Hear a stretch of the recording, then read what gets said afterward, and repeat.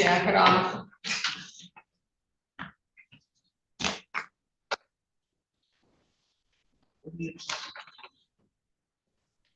Where did Aaron go? Schroeder.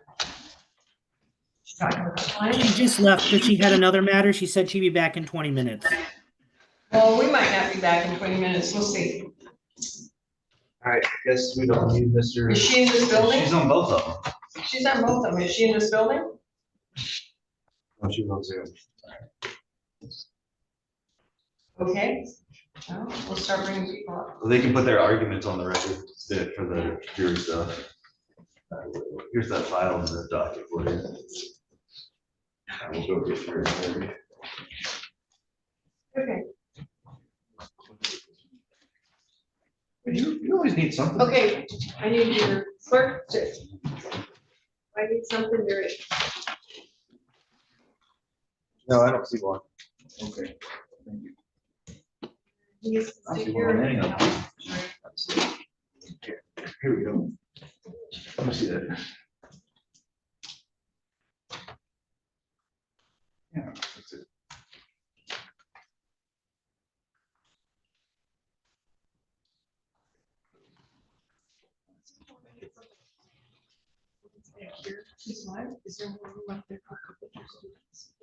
Are there students in, you're both students? Come on up here.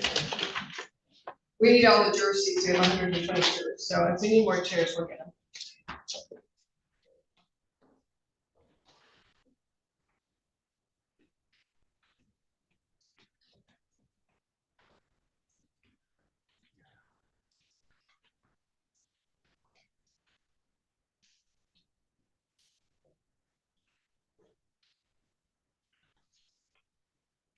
This is docket 25-1892-SC, People of the State of Michigan versus Enrico Ramon Brooks. Counsel, your appearance for the record. Good morning, Your Honor. Assistant Prosecuting Attorney Adam Pfeiffer on behalf of the people. Good morning, Your Honor. Stephen A. Freeman, Public Defender, appearing on behalf of the defendant. And should I introduce? You know. Yes, we'll wait for that until after the jury comes in. I don't think he's going to be speaking today, is that correct? That is correct, and nor is this Mr. Brooks. Yeah, it's not him. Oh, and who, this is, or we're waiting for counsel for this. Yes. So don't we need I don't know your who this client? person is. I think we would. I was very confused. Yes, we need your client to proceed with making our record. We're waiting for his attorney, so I'm gonna swap them or bring them both out and see if we could have this one at the podium, whatever you prefer. Your Honor, it's your call. Whatever you prefer is what we will do for you. If it saves you some time, counsel and his client can come up here and then he can just remain. Hopefully his attorney will show up. We'll just swap them off, Your Honor. Whatever you like. Mr. We'll Fortin. get back up. We got swap. Come in for a second. Thank you, sir.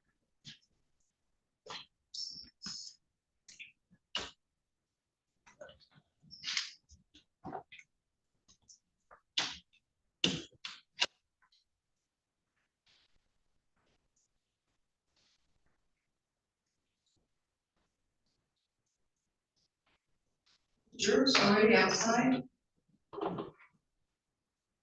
Yep. Some of them, okay. One of them should take too long.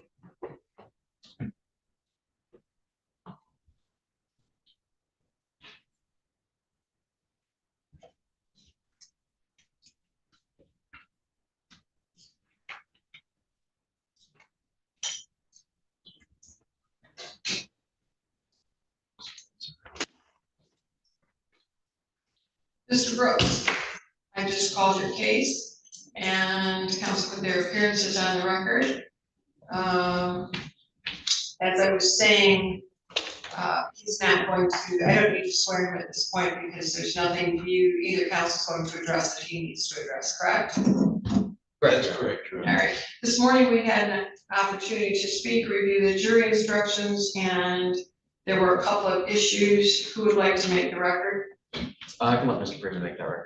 Mr. Freeman, Yes, Your Honor, thank you very much. I indicated to the court and to counsel that I was concerned about the language in counts 2, 3, 4, and 5. As currently stated, it says assault with the intent to do great bodily harm less than murder or by strangulation. My argument is that assault, GBH, and strangulation, suffocation are two separate crimes. They ought not be blended together, the title of one with the body of the second. I think it's terribly prejudicial against the defendant if the court, particularly with 4 different counts, talks about great bodily harm less than murder. It's an exaggeration to the extent that they're not going to deliberate as to assault, GBH, other than the one count that Mr. Pfeiffer pointed out. And so I think it's misleading, I think it's prejudicial, and I would much prefer if the charge read assault by strangulation or suffocation. Thank you. counsel, Your Honor, the statute is the statute. Statute 750.84 lists a single crime that can be committed in multiple ways. Those ways being assault with intent to do great bodily harm less than murder, and also assault by strangulation or suffocation. They're not two separate crimes. And while it might make my job easier if there are two separate crimes, it's not something that can be changed, that we can change. I think we agreed to change the general language when the court reads the general charges before the information, I think in jury instruction 1.5, but it is not anything that we can legally change, because legally he is charged with 4 different counts of assault with intent to do great bodily harm less than murder or by strangulation. thank you. Anything further? Just to say that I do not believe the statute isn't, the wording of it does not represent, in my judgment, the idea of either or. I believe the prosecutor has to select which and then charge accordingly. Your Honor, Yes, count 4 is literally charged either or. thank you.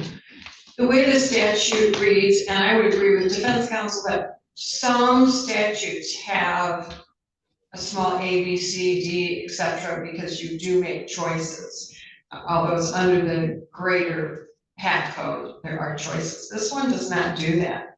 However, the compromise that I am willing to make, and that I believe we agreed to, is that I will read the information as written. I do believe that it comports with the intent of the statute by the legislature. And furthermore, just to make that record, that even though, for example, count 2, assault with intent to do great bodily harm less than murder or by strangulation, does not address the element of murder. It does talk about the elements did make an assault upon Melissa Clark by strangulation or suffocation. So with each of these counts, by their listing and specificity in accordance with the notice provisions in our state and statutes, the felony information does comport with the legislative intent and how it is structured specifically under these variations of charges.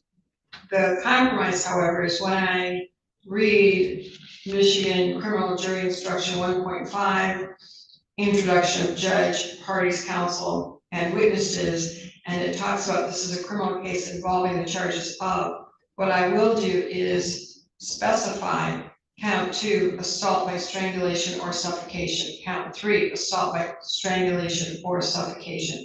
Count 4, assault with intent to do great bodily harm less than murder or by strangulation. And count 5, assault with intent to do great bodily harm less than murder.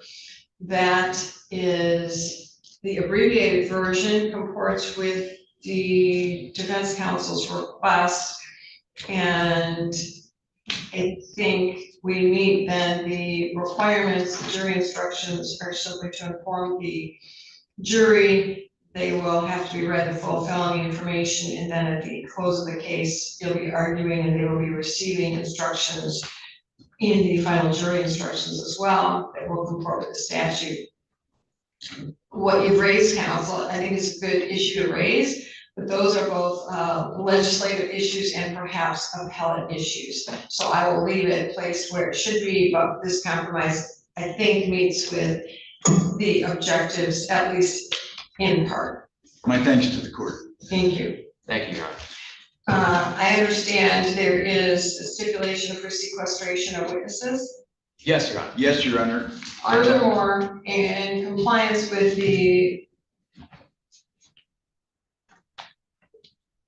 jurors' right to be private, first of all, there's no cameras that will be on the jurors. Second, I have the list that is unredacted for your review. I understand both council have reviewed the unredacted list. However, at council table, you have the redacted list. If at any time you wish to review the names of the jurors again, please approach, and I will certainly give that to you, but for everyone's comfort level and safety, we only leave the redacted jury list with council. Is there any objection to proceeding in that way, and have you had an opportunity to review the list? And please, thirdly, and I'll remind you, because I know this is compound, are there any objections at this point to any of the proposed jurors? Your Honor, the people have had a chance to review the unredacted list. I don't recognize any names. Detective Brandman potentially recognizes one, but even if it is the same person, she doesn't believe that person knows her.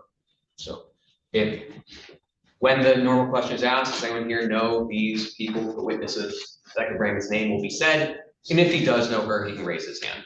But we don't believe that's going to be an issue yet. Thank you. Council? Thank you, Your Honor. Yes, I had an opportunity to review the unredacted list. I saw several last names that caught my eye, but the first names didn't match with the people I know. So I don't know, it could be a son or daughter or something, but I don't think it's going to be an issue. I did not recognize anyone on that list with respect to the first and last names listed. Thank you. Thank you. Furthermore, I'm going to do what I normally do, which is as I read this, when I get to this reading of the 18 counts, I'm going to begin the questioning so that by the time you, as counsel, do voir dire, you have jurors who are appropriate to be here. And I will also allow you to do multiple peremptories. And if there's any challenges for cause, please approach. And I don't know, because it is rare to have 18 counts. I don't know if you'll need additional peremptories or we'll have enough jurors for that. If we need to, we'll continue on Monday. If you believe that you need additional peremptories, please approach and we'll talk about that on a break. May we proceed in that fashion? Absolutely, Your Honor. Yes, Your Honor, agreed. Thank you. All right, and is this a case where the jurors will be allowed to ask questions? I prefer that in every case I do. Okay, And note taking, yes, please. yes, always note taking in my courtroom. And they'll be allowed to ask questions, so we'll make sure that's in the next set of instructions. And after my last trial, I assume you guys are telling them to not come to court with questions written? You know, sadly, yes, as you know, I go way off the page. At some point, we should probably put together a letter for the Supreme Court to quickly amend these jury instructions. They are becoming very old. I know every odd out of place instruction is because of an incident that's happened, and I just remember that from my last time in this courtroom. We've had several before this court, so yes. Thank you. Anything further? I don't believe so, not on behalf of the people, Your Honor. I know the court has another matter it's handling this morning, but the people are ready for the trial. We could always do that on a break. Neither one will take very long. And I don't see defendant's counsel, so we could do that on a break. Yes, Your Honor. I have no other matters to bring to the court's attention between now and Monday morning. I'm missing jurors 272 and 303. Did they check it downstairs? I'm guessing they checked it downstairs, so they're on the final list. 2, 7, 272 and 303. Okay, council, did you hear that he is missing jurors 272 and 303? Perhaps they were in the restroom, I don't know. I called the whole roll and then I called for them again afterwards at least 4 times and nobody spoke up. And did you talk to the jury clerk? No, I have not called down there. Okay, why don't we bring them in and then you can go in the back and Okay. make a call, and I'll also call out to see if they are in the room. Okay. And I'll need everybody brought up as much forward as possible, and we'll quickly release them. We're ready there? We are ready, unless there's anything else, council. Not on behalf of the people. Anything else? No, Your Honor, thank you. Thank you.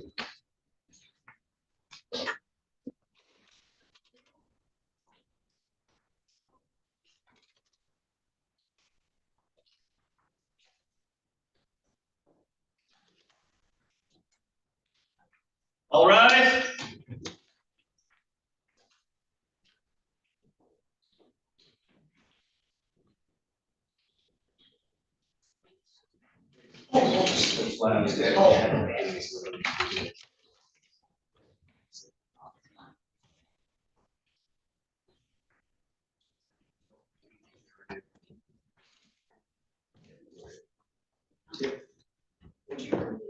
Eight pages of pictures.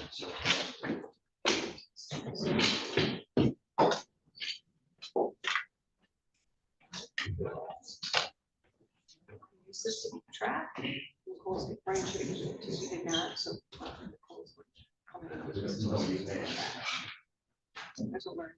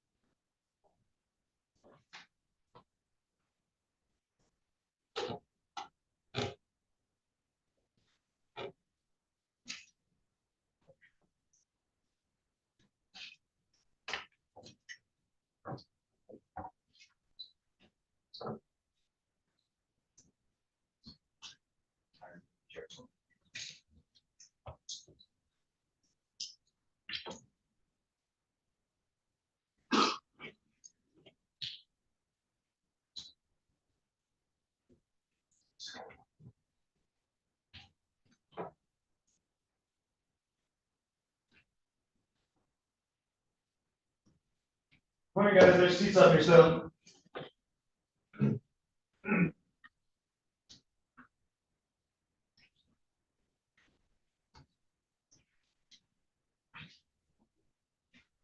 One chair right here.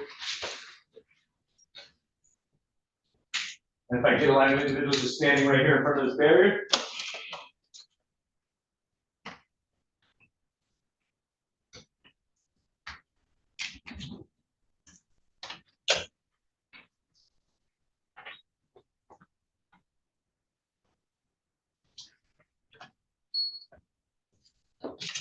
And now everybody else just come up to the front, make sure we pack it in and fill out there.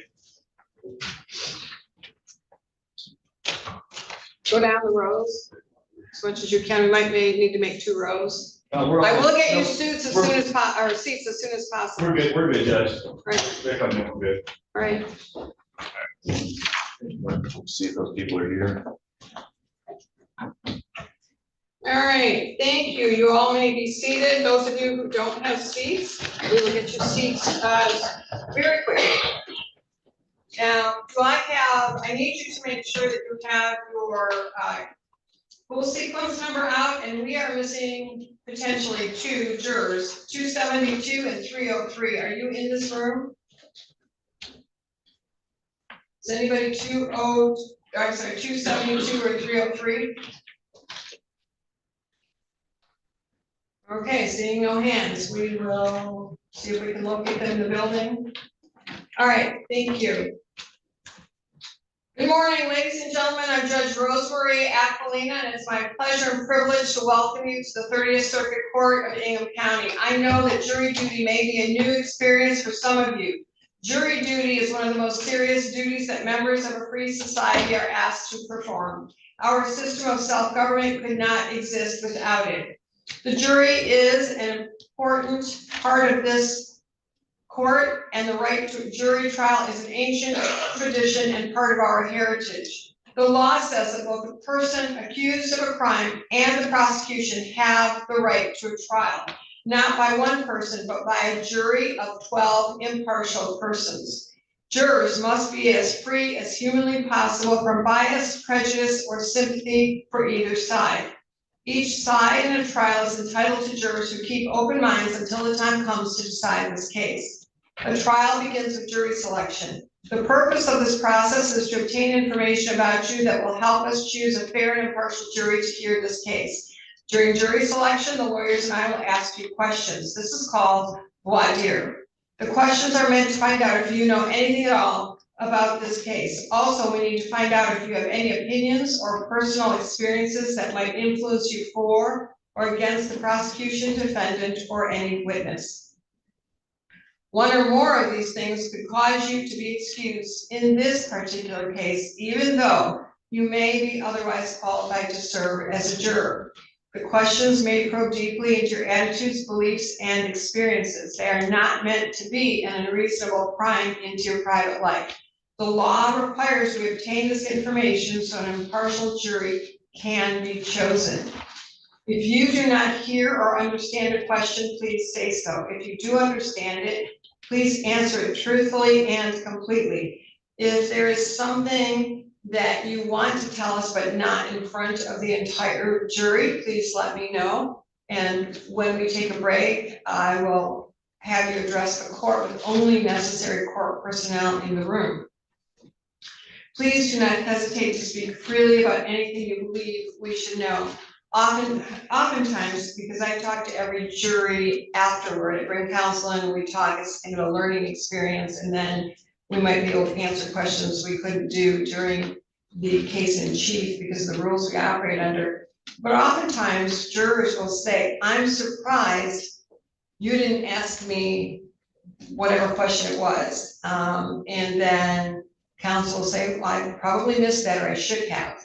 So if there's something like that, don't wait to tell us till after the case. Please just raise the issue and tell us. So if there's something important, we are happy to listen to it. I need you to make sure that you do have that pool sequence number. I'm going to go out of order. I'm going to swear to you, and I'm going to go out of order because I want to make sure that you all have seats and that we have during the voir dire process, which will take a good part of the day. I want to make sure that we have jurors who should be here. Some of you will not be able to serve for various reasons, and we'll talk about that. So in a moment, I will ask you to raise your right hand and swear to answer truthfully, fully, and honestly all the questions you will be asked about your qualifications to serve as juror in this case.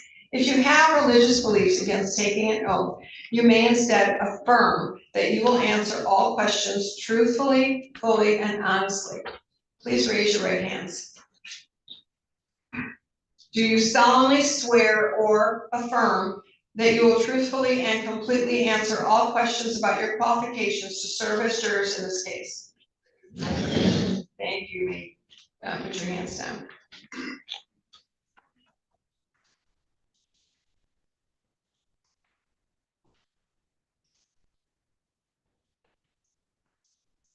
So I'm going to read the alleged charges against defendant, but first I'm going to introduce you to my staff.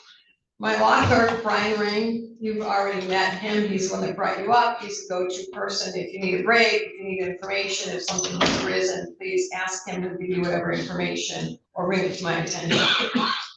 The court reporter is my silent partner, Nancy Remke, and she takes down every word that is said in this courtroom. So we start with a blank piece of paper. By the end of every day, we have a transcript of what happened in this courtroom, which means that she's not allowed to guess and she must take down words. So instead of nodding yes or no or saying mm-hmm or well, she can interpret, you know, the M's for mm-hmm and the or whatever. It would be interpreting whether it means yes or no. So we need you to be very, very clear and say yes or no, rather than shaking your head, and answer with words that could be found in a dictionary.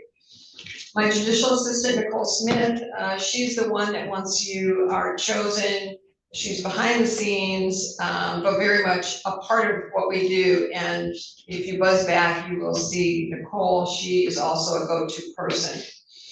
And we also have a deputy clerk with us, and she's the one that is, she's seated to my right, and she is the one who's keeping track of all of you, which is really, really important. And then you see also to my right a number of other people. Those are law students or undergraduate students I teach at both Cooley and Michigan State College of Law, as well as undergraduate at Michigan State.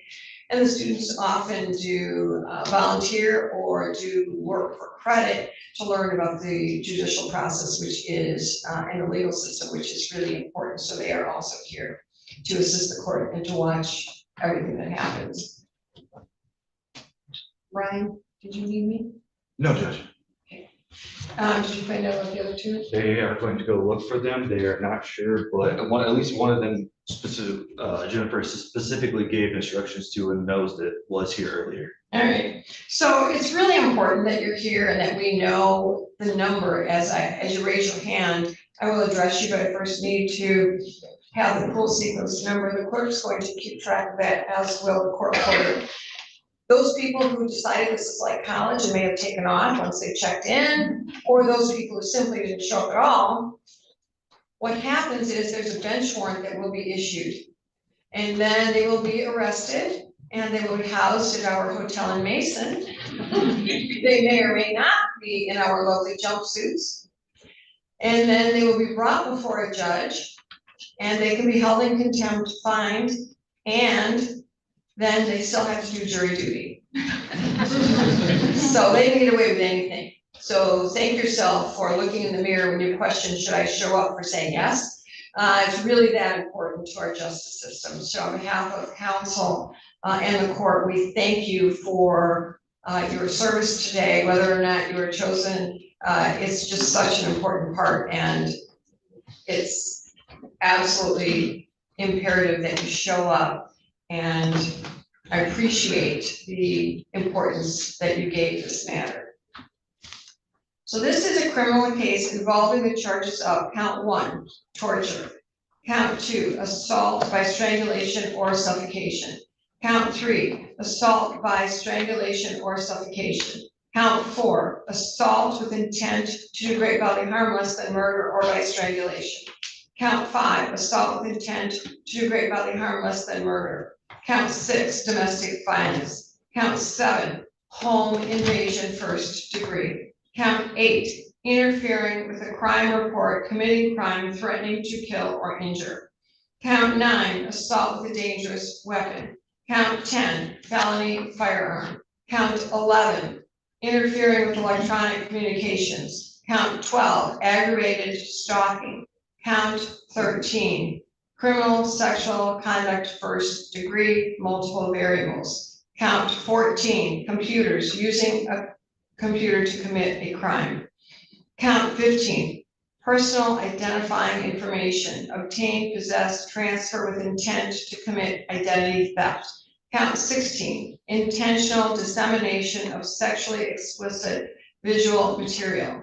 Count 17, weapons, firearms, receiving and concealing. And finally, count 18, felony firearm. I will explain each of these more fully later. Now, the defendant has pled not guilty to each of these. And my questions to you now, please raise your hand. I will go from this side of the room to the other side of the room and call on you. I need you to give me your full sequence number. The first question I have is, because I've read 18 allegations, understanding that he has a right to a jury trial and he's pled not guilty, and the people have the burden of proving each count beyond a reasonable doubt. Is there anyone who has already made up their mind that because there's 18 allegations, he must have done something, so that you have already, because you have to be fair and impartial to both sides. If anybody can't do that after hearing these counts, or if it's triggering to you because you or a loved one have been subjected to domestic violence or sexual assault or any of these other counts, please let me know. We need you to pay attention. If you're triggered by something, then that's a problem. So, or if you've already made up your mind without hearing any evidence, that's a problem. And we'll get to other issues. If you have religious beliefs against making a decision against a fellow citizen, you leave that totally up to God, not the courts. Let me know, okay? On this side of the room, please raise your hand. And if you're sitting down, And if you stand can up. stand, please. All right, ma'am, or sir, let's start with you. What is your number? It's 335, And what is the issue? the amount of counts. So you've already, instead of a level playing field, you've already said it's against defendant. Absolutely. And counsel, what we'll do is, I will, if you object, please let me know, otherwise I will release them just to save time. Any objection to proceeding in that fashion? No, I think that's best, Your Honor. No, Your Honor, thank you. Sir, you're excused. Ma'am, what's your number? 326. And what is the issue? Triggered? Have you, so you can't, based on what's happened in your life, you can't be fair and impartial? Is that correct? Yes. You're excused, ma'am. I already see that you're upset. Thank you. Anyone else on this side, please raise your hand. All right, sir, well, ma'am in the corner, in the gray, what is your number? It's 325. What's the issue? Assault triggered. You're excused. And sir, in the blue, what is your number and what is your issue? 390, triggered by, I had a family member that was a victim of sexual assault. You're excused. As seats empty, please fill them up. Excuse me. Ma'am, in the green, what is your number? I'm sorry. 456. What is the issue? Too many accounts triggered. You're excused. In back of her, in the red, yeah, what is your issue? What's your SU, what's your number? 227. I'm sorry, 237? 227. 227. And what is the issue? The number of counts. So you're already, you can't be fair and impartial? Plus I'm a retired correctional officer. Oh, you're excused, sir. Thank you for your service. Okay, ma'am, in the purple, I'm trying to go front to back. So in the purple, what is your number? 189. And what is the issue? children have been stalked before and victim of, I hear the upsetness in your voice, sure, excuse me, and sir, in the black shirt, what is your number? 374. And what is the issue? I had a daughter that was sexually assaulted. You're excused, I'm sorry. All right, you're excused. Sir, in the brown shirt here on the end, you, what is the number? 257. And what is the issue? My sister is sexually assaulted. So you can't be fair and impartial? No, because the other victims they were sexually assaulted were murdered. You're excused, sir, thank you. All right, in the gray up front here, ma'am, what is your number? 174.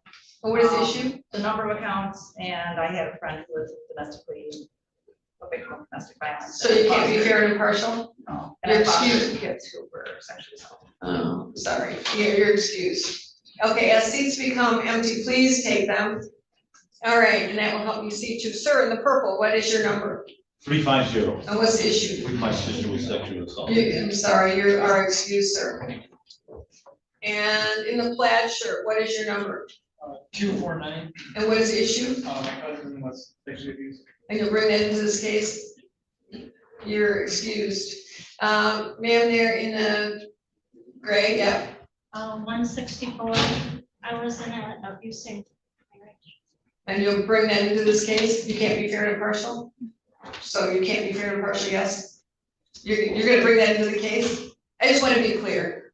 I can't do the case. Okay, you're excused, ma'am. And sir in the gray, what is your number? You, with the glasses on? Yeah, sorry. Sorry to point at all of you, I just don't know how to do this otherwise. Sir, right there, right, you. 218.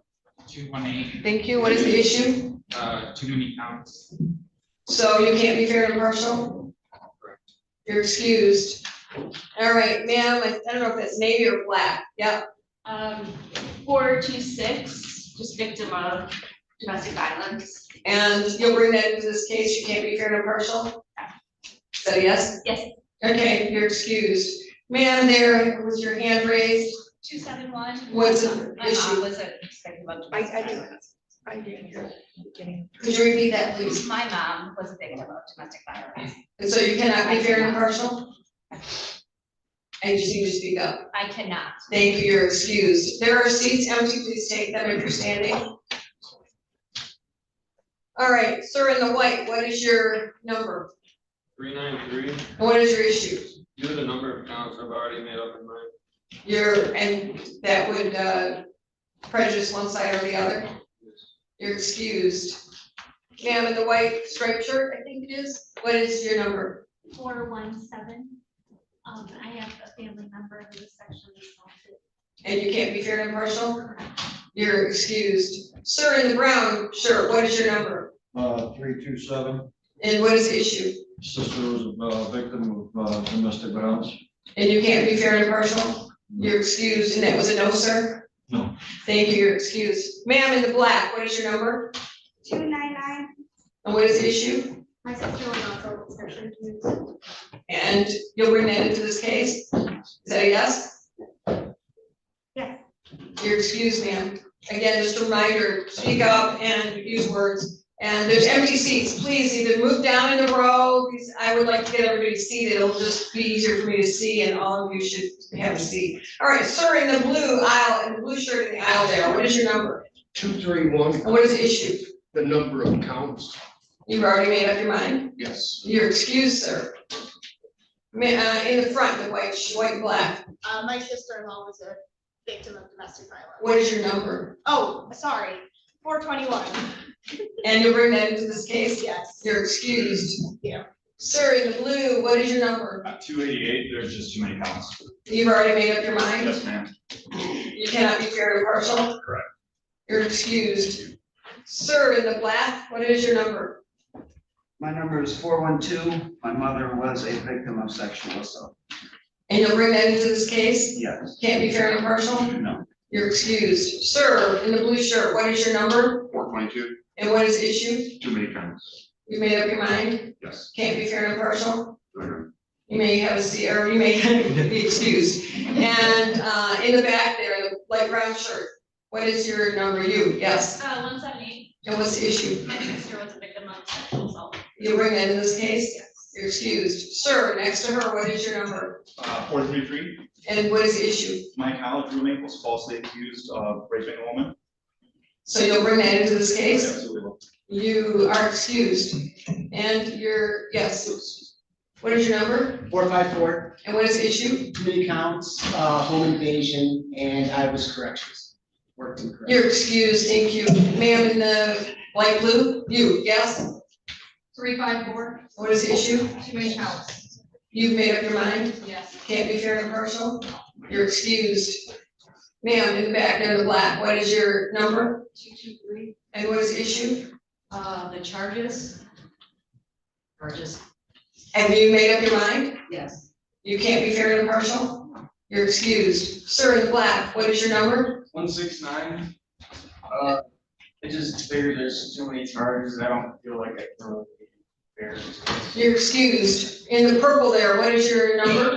458, And what is the issue? had experienced sexual violence. I'm sorry, and so you'll bring that into this case, it will be triggering? Is that a yes?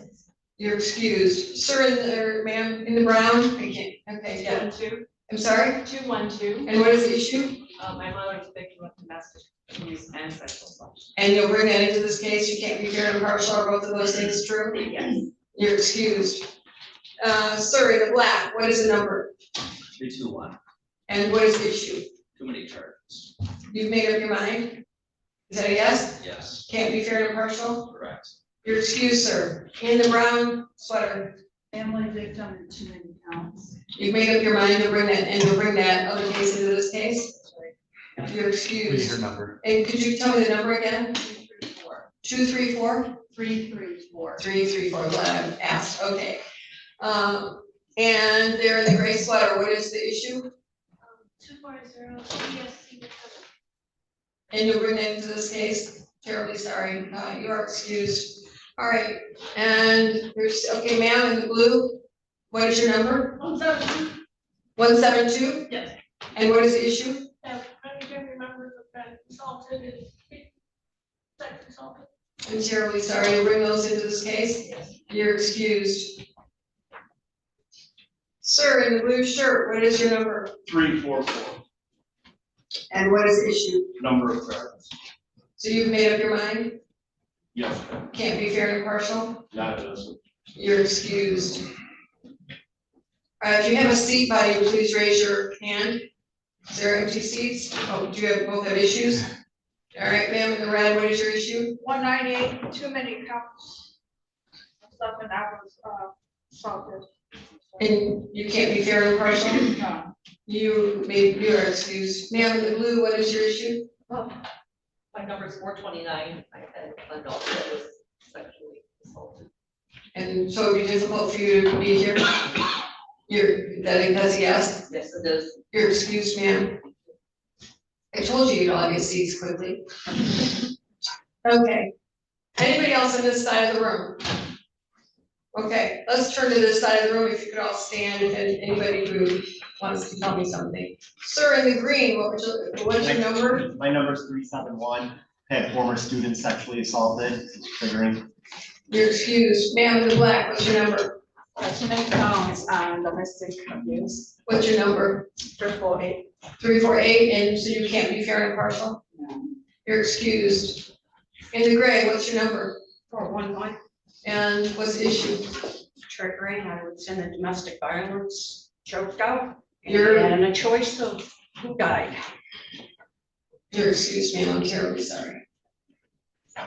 Ma'am, in the blue, what's your number? 203. And what's the issue? I'm a survivor of sexual assault and domestic violence. I don't think I would be a fair juror in this case. And I hear that you're upset, I'm sorry that it happened, and you are excused, ma'am. In the blue, what's your number, ma'am? 220. And what is the issue? I'm already highly triggered. I don't know. You're excused, ma'am. Sir, in the blue, what is your issue? What's the number? 438. I'm sorry, 438. Thank you. Too many charges for me to see him as not guilty. You're excused. Sir, in the gray, what is your issue and your number? 202, too many counts. I can't feel like I'm partial over there. You're excused. In the black and white, ma'am, what is your number? 431. I came in here feeling like I could completely be fair and impartial. And when you got through counts 1, 2, 3, 4, 5, my stomach started. And I just don't believe I can be impartial. I already hear There's to the, say, yeah, I hear the anxiety. It's not a problem. That's why I go through this. I go through it early before we get into more details for all of you. So we need a jury that can be fair and impartial. Appreciate everybody's honesty. You're excused, ma'am. In the green, yes. What is your number? 395. And what is the issue? Too many charges. You can't be fair? Is that a no? No. You're excused. Ma'am, what is your number? 189, which was already called, but 189. 189 was already called? Let me just figure this out, because I wonder if that's one of the numbers that I'm missing. I have 198. Yeah, I have 189 scratched off already. So let's scratch off. Is anybody else a 198? 189. 189? Yep. How about 198? 198 was already dismissed as well. So that's somebody reversed it. She was probably 180. No, I've had both were called, so both have been someone called and dismissed. already gave her number. That's what I'm saying, that they probably, both were called? Yes. Both were. Well, just highlight it, because I don't want to benchmark someone without. Well, I'll look at the, I'll look at the candidate ID and see if I can match one with the 189 at the end. Okay, we're gonna figure it out. Somebody's gonna be called in. All right, so I'm sorry, what was your issue? I was sexually assaulted in college. And you'll bring that into this case? Terribly sorry, you're excused. Yes, and what is your number? my number is 261. And what is the issue? I've been in an abusive relationship before that involves women's counts, so I don't feel like sharing. You can't be fair and impartial. You're excused. Ma'am, and there in the gray, what's your number? 336. And what is the issue? Too many counts and triggering for me. You're excused. Thank you. Sir, yeah, you, what is the number? 423. Double check. Yes, 423. Too many counts, and I feel like I can't be impartial. You're excused. Ma'am, in the, I think it's gray or light blue? Here, Yes. 295. What is the issue? When we got up to like the 10th count, I don't think I can remain impartial. You've already made up your mind without hearing any evidence? Yes. You're excused, ma'am. Sir, in the tan, 352, I'm sorry, 252? 352, 352, and what is the issue? too many counts, Your Honor. You've already made up your mind? You can't be fair and impartial? You're excused. Leaning against the wall in the tan, what is your number? 310. And what is the issue? Oh, I'm sorry, I didn't have an issue.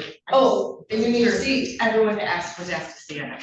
Oh, no, just, I'm sorry, just those with an issue. Okay. Okay, I'm glad to have somebody sit down. Okay. Ma'am, in the corner there, what is your number? 187. And what is the issue? Too many charges. You can't be fair and impartial? Well, you don't think so. Can you listen to the app? You can't be. No. You've already made up your mind. Is that a yes? Yes. You're excused. Sir, in the yellow shirt, what is your number? 244, sexual assault of a family member. And you can't be fair and impartial? No, Your Honor. You are excused. And sir, finally, what is your number? 265, And what is the issue? too many counts. Can't be fair and impartial? No, You've already made up your mind? yes, ma'am. All right, you're excused as well. Thank you. Can't figure out what that discrepancy is. Does anybody have religious beliefs against making a decision that where you feel that as judges, we shouldn't be doing this, as jurors, we shouldn't be doing this, it's totally left in God's hand? Okay, and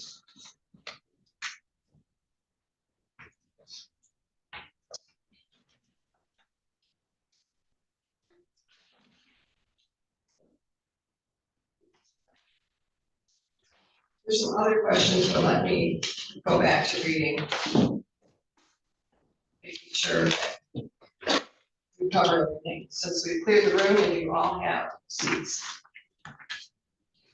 During jury selection, you may be excused from serving in the jury in one of two ways. First, I may excuse you for cause, and you've just seen that. We excuse about a third of the room. That is, I may decide there's a valid reason why you cannot or should not serve in this particular case. Or a lawyer from one side or the other may excuse you without giving any reason at all for doing so. This is called a peremptory challenge. The law gives each side the right to excuse a certain number of jurors in this way. If you are excused, you should not feel badly or take it personally. As I explained before, there simply may be something that causes you to be excused from this particular case. The restrictions I'm about to describe are meant to ensure that the parties on each side get a fair trial. In our judicial system, it is crucial that jurors are not influenced by anything or anyone outside the courtroom. Under the law, the evidence you consider must meet certain standards. For example, witnesses must swear to tell the truth, and the lawyers must be able to cross-examine them. Because information obtained outside the courtroom does not have these standards, it could give you incorrect or misleading information that might unfairly favor one side or the other. These restrictions continue until I discharge you from jury service. It is your duty as a juror to decide this case based solely on the evidence you see and hear in this courtroom. You must not consider information that comes from anywhere else. This means that until you deliver your verdict, you must not read, watch, listen to, or receive any information, including opinions or commentary about the case, whether in newspapers, on television, the radio, the internet, or on social media platforms. This would include not making new friends on Facebook, TikTok, Instagram, X, or any other platform. We've had people do that in the past, and they connect with witnesses or even the defendant. Please do not do that. We've also had people go out in the hall, once I read the felony information and you know more about this case, we've had people go out in the hall and Google the attorneys, defendant, any other names they hear. You cannot do that either. You must also not research any aspect of the case during the trial. This means research using a cellular phone, computer, AI, or other electronic device to search the internet, as well as research with traditional sources like dictionaries, reference manuals, newspapers, or magazines. It means that you cannot go in the hall and use ChatGPT to inquire about the charges or anything else. So no communication about this case at all. Everything you need will be given to you if you're chosen to be seated during the trial. But right now, we also have this because we need you to not gain any information that you don't have right now. You must not investigate the case on your own or conduct any experiments concerning the case involved, including investigation or experiments using the internet, cellular phones, computers, or other electronic devices. You must not visit the scene of any event at issue in this trial if it would become necessary for you to view or visit the scene. Court staff would take you there as proof under court supervision. You must not consider as evidence any personal knowledge you may have of the scene. You must not share any information about the case by any means, including cellular phones or social media. This means that even if you are not discussing the case with someone else, you may not post any information about the case on social media websites or in any other manner, or discuss it with anyone else, including other juror members or potential juror members. If you discover that a juror or potential juror has violated these instructions, please report it to this court and the law clerk at once.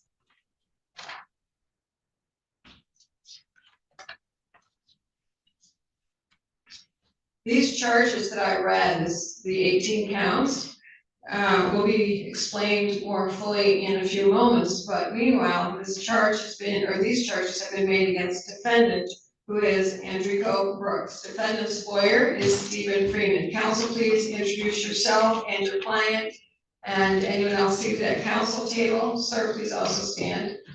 Yes, Your Honor, thank you very much. Good morning, everyone. My name is Stephen Freeman. I'm a public defender here in Amy County, representing Mr. Antonio Brooks. He's a gentleman in the plum-colored shirt. And this young lady is one of the paralegals from our office, Kayla Douglas, and she's here to assist for the jury selection process. After this morning, she gets to go back to the office. Thank you, Your Honor. Thank you. The lawyer for the state of Michigan is Assistant Prosecuting Attorney Adam Pfeiffer. Mr. Pfeiffer, please introduce yourself and anyone else seated at council table, and then any potential witnesses you may call in this case. Absolutely. Good morning, everyone. As you heard, my name is Adam Pfeiffer. I'm the assistant prosecuting attorney handling this case.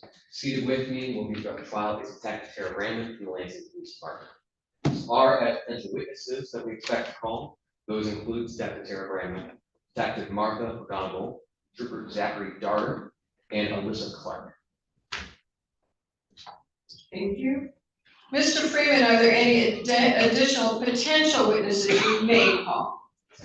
Thank you very much, Your Honor. Not at this time, though. Thank you very much.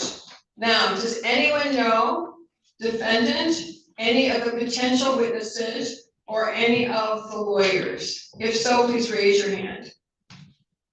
On this side of the room, seeing no hands raised. On this side of the room, seeing no hands raised.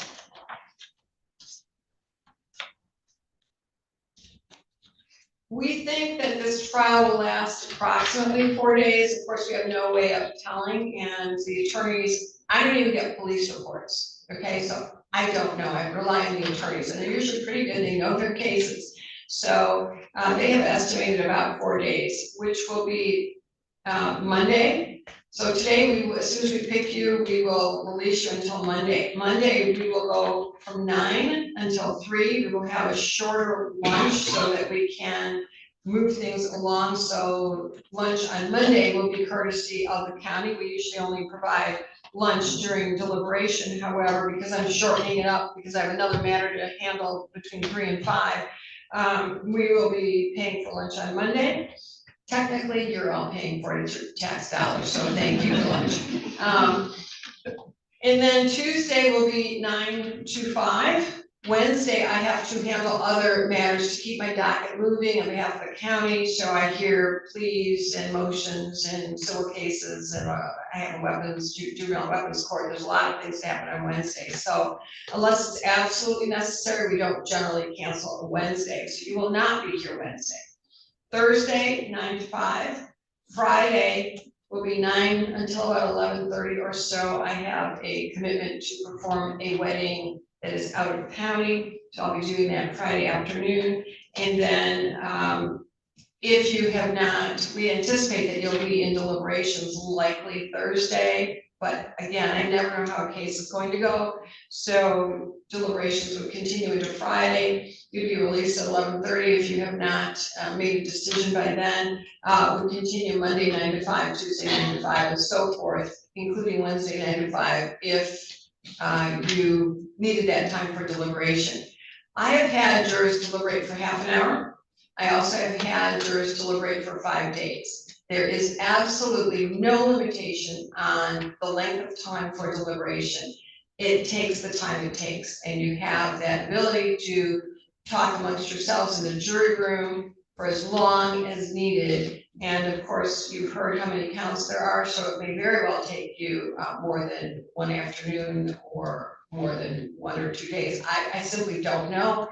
And like I said, I have no idea what any witness will say or what's happened here, because someone could want a bench trial. So I know a little bit more than you, but not much. So I'm learning about this case like you. So I'm just giving you my best estimate about the time frame and the information. Now, if you believe the length of this trial will be a real hardship, please let me know. Now, before you raise your hand, I'm looking for hardship. We all appreciate this is an inconvenience, and I want you to know I've had federal judges who've been called in front of me. I've been called regularly 3 times for my own case. I've had to reschedule. Okay, I've been a judge a long time, so 3 times for my own case. So no one's really exempt from that. You might think I don't have to serve, but I too have to do this duty, and you can be exempted for certain reasons. But we're looking for a hardship, not an inconvenience. So we appreciate your service. There are a lot of reasons though that this may interfere with your life and cause a hardship. If it is a hardship, please let me know. On this side of the room, please stand and let's address whatever hardship you think it is. All right, ma'am, what is your number in the blue first row? 450. I am technically Irish pregnant, and I do have appointments next Thursday. So high risk meaning it would be probably tough for you. I have 5 kids, so I get it. This is my fourth. Yeah, so, would it be difficult for you to sit in these jury chairs for 8 hours? Okay, I just have like appointments for, follow-ups and stuff next week. okay, so when are the appointments, Thursday? Yeah. And that's not something you can miss or change. I could try, but it took a couple weeks for them to get me on the schedule for it. Okay, any objection, counsel? Absolutely not. No, All right, you are excused, ma'am, good luck. Thank you. And, sir in black, what's your number? And by the way, ma'am, if you are nursing next year, you are exempt. If you get called, you just call in because nursing mothers are exempt. I wish I would have known that last year when I was. Most people don't know, so that's why I'm telling you. Good luck, thank you. Sir, what is your number? 376. I have a job interview on Monday. That was scheduled. When is the interview? 10:30. I'm sorry, 10:30. counsel? I have no problem excusing it, so you make that. No objection. You're released, sir. Good luck. Sir, what is your number? 331. And what is the issue? I'm self-employed. So financial hardship? Yes, it is. You're excused, sir. Thank you. Ma'am, what is your number? 396, What is the issue? for international travel planned after June 12th. So June 12th is my last day in Lansing here. Okay. We're not gonna be here till June 12th, are we, counsel? I would be very surprised if we were. Well, I would be shocked. So, ma'am, you can do your travel. All right, sir? 452. I started a job Friday and then I applied to Colorado for onboarding Sunday. You're excused, sir. Ma'am? What's your number? 175. What's the issue? The issue is that I am primary caregiver for my mother tonight, and she's in hospice. She's in what? Hospice. Oh, so would you be worried about her? Hospice means yeah. I don't have any problem with that, counsel. Oh, no. Yeah, you're excused. I'm sorry to hear that, ma'am. And ma'am, what is your number? 291. I have a work conference next week. I will be leaving Wednesday afternoon and I will be on Wednesday, Thursday, and Friday in New York. I'm unable to, That's okay. I'd like to be in New York too. You're excused, ma'am. Ma'am, what is your number? 446. And what is the issue? I have work travel starting the 9th, so as long as it ends, I would be totally fine, but if it goes into that, I'm leaving at 6:30 on the 9th for the rest of the week. You have a seat. I doubt it's gonna go, and we do have alternates. Okay. So we have 2 alternates, so that's not a problem. Sir, what is your number? 338. And what is the issue? I'm my wife's primary care provider, and she has terminal brain cancer. We have 3 appointments next week. You're excused, sir. I'm sorry to hear that. On this side of the room, 310. what is the issue? I'm traveling to Chicago on Wednesday for a trade show where I'm presenting. And I would have a really hard time getting out of it. That's okay. That's Wednesday. Are you taking the train in the morning, coming back in the evening, or? I'm driving and I won't be there until Friday. You're excused. Sir, in the blue, what's your number? 165. I was off work for 2 months for a knee replacement. I just started back. So is this financial hardship? Let me just say that nobody can be fired for being here. I did have a doctor's office who fired someone who worked there for jury duty. They brought a suit, guess who won? And the doctor learned a big lesson, so no one can be fired, but, so sir, if firing is the issue, that's not. It's not a hurry, it's a money issue at this. All right, financial hardship? Yes. That, you're excused, sir. Sir, was that 165? Yes. Okay, thank you. Thank you. Sir, on this side of the room, what's your number? 278. My wife's got a medical appointment on the 9th, and I need to drive her to colonoscopy, so I can either drive her, but if we're wrapped up by the 9th, then I'll. Have a seat. Thank you for letting us know. Sir, in the green, what's your number? 262. And what's the issue? I have a second part of a week-long training that won't, for work, that won't be rescheduled until the following fall. You're excused. Ma'am, what is your number? 345. I work in Boston, and I scheduled next week. I canceled today to be here, so I don't know. So you'll be in Boston? Yes. You're excused.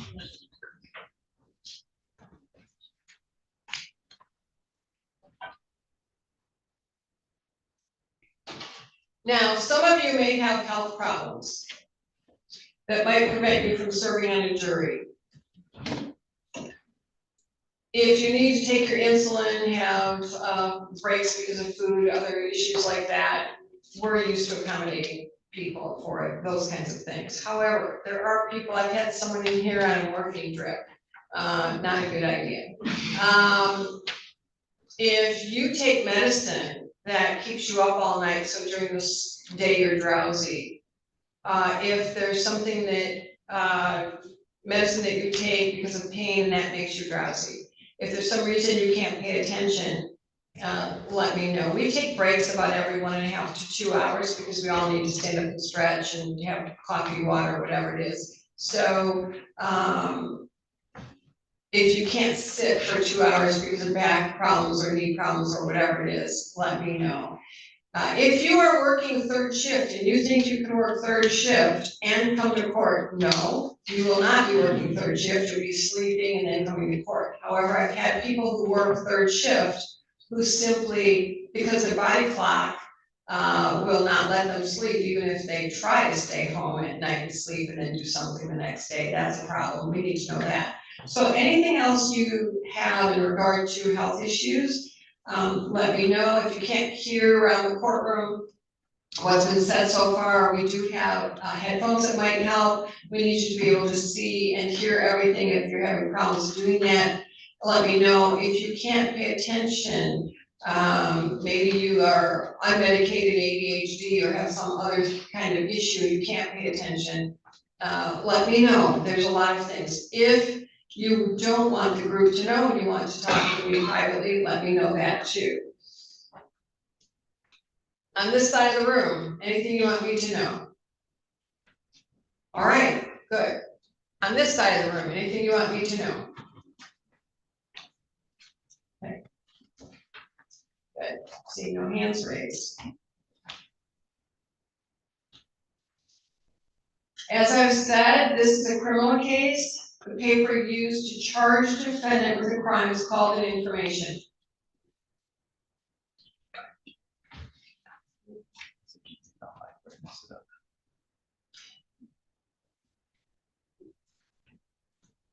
The information in this case charges defendant Enrico Brooks and reads as follows. People of the state of Michigan versus Enrico Brooks. That on or about November 16, 2018 in the city of Lansing County of Bingham, state of Michigan.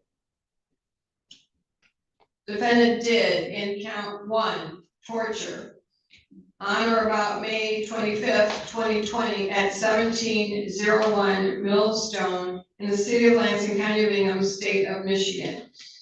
Did with the intent to cause cruel or extreme physical or mental pain and suffering, inflict great bodily injury or severe mental pain or suffering upon Alyssa Clark, a person within his or her custody or physical control. This is contrary to the laws of the state of Michigan.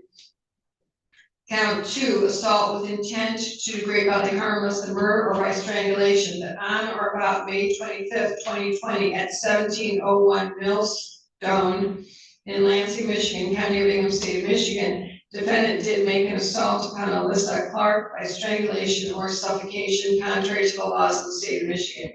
Count 3, assault with intent to do great bodily harm less than murder or by strangulation. That on or about January 1st, 2020 through and including December 31st, 2020 at 1701 Millstone in Lansing, Michigan, County of Bingham, state of Michigan. Defendant did make an assault upon Alyssa Clark by strangulation or suffocation contrary to the laws of the state of Michigan. Count 4, assault with intent to do great bodily harm less than murder or by strangulation that on or about June 1st, 2020, through and including June 30th, 2020, at 1701 Millstone, Lansing, Michigan. Ingham County, State of Michigan, defendant did make an assault upon Alyssa Charmaine Clark by strangulation or suffocation or with intent to do great bodily harm less than the crime of murder. This is contrary to the laws of the state of Michigan. Count 5, assault with intent to do great bodily harm less than murder or by strangulation that on or about May of 2020 at 1701 Millstone in Lansing, Michigan, County of Ingham. Defendant did make an assault upon Alyssa Clark with intent to do great bodily harm less than the crime of murder. And this is contrary to the laws of the state of Michigan. Count 6, domestic violence on or about May 25th, 2020. At a specific location known as 1701 Millstone, Lansing, Michigan, County of Ingham, State of Michigan. Defendant did make an assault or assault and battery upon Alyssa Clark, a resident or former resident of his household and or an individual with whom he had a child in common and or an individual with whom he had a dating relationship. This is contrary to the laws of the state of Michigan. Count 7, home invasion, first degree. That on or about May 25th, 2020 at 1701 Millstone, Lansing, Michigan, County of Ingham, State of Michigan, defendant did break and enter or did enter without permission a dwelling located at 2700 Eaton Rapids Road, Lansing, Michigan, County of Ingham, and while entering, present in, or exiting, did commit an assault, and while entering, present in, or exiting the dwelling, Alyssa Charmaine Clark was lawfully present therein. This is contrary to the laws of the state of Michigan. Count 8, interfering with crime report, committing crime, threatening to kill or injure, that on or about May 25th, 2020, at 1701 Millstone, Lansing, Michigan, County of Ingham, State of Michigan, defendant did, through the unlawful use of physical force, prevent or attempt to prevent another person from reporting a crime committed or attempted by another person, and the violation involved committing or attempting to commit interfering with electronic communications against a person. This is contrary to the laws of the state of Michigan. Count 9, assault with a dangerous weapon, also known as felonious assault, that on or about May 25th, 2020, at a specific location known as 1701 Millstone in the City of Lansing, County of Ingham, State of Michigan. Defendant did make an assault upon Alyssa Charmaine Clark with a dangerous weapon, to wit, a firearm, but without intending to commit the crime of murder or to inflict great bodily harm less than the crime of murder, contrary to the laws of the state of Michigan. Count 10, weapons, felony firearm, on or about May 25th, 2020, at a specific location known as 1701 Millstone, Lansing, Michigan, County of Ingham, State of Michigan. Defendant did carry or have in his possession of firearm, to wit, a handgun, at the time he committed or attempted to commit assault with a dangerous weapon, contrary to the laws of the state of Michigan. Count 11, interfering with electronic communications on or about May 25th, 2020, at a specific location known as 1701 Millstone, Lansing, County of Ingham, State of Michigan. Defendant did willfully and maliciously prevent, obstruct, or delay by any means the sending, conveyance, or delivery of an authorized communication by or through a telephone or telephone line. This is contrary to laws of the state of Michigan. Count 12, aggravated stalking. On or about November 16th, 2018, through and including January 1st, 2024, in the city of Lansing, County of Ingham, State of Michigan, defendant did engage in a willful course of conduct involving repeated or continuous harassment of Alyssa Charmaine Clark, the conduct being such that would cause a reasonable person to feel frightened, intimidated, terrorized, and threatened. Said conduct actually causing Alyssa Charmaine Clark to feel frightened, intimidated, terrorized, and threatened.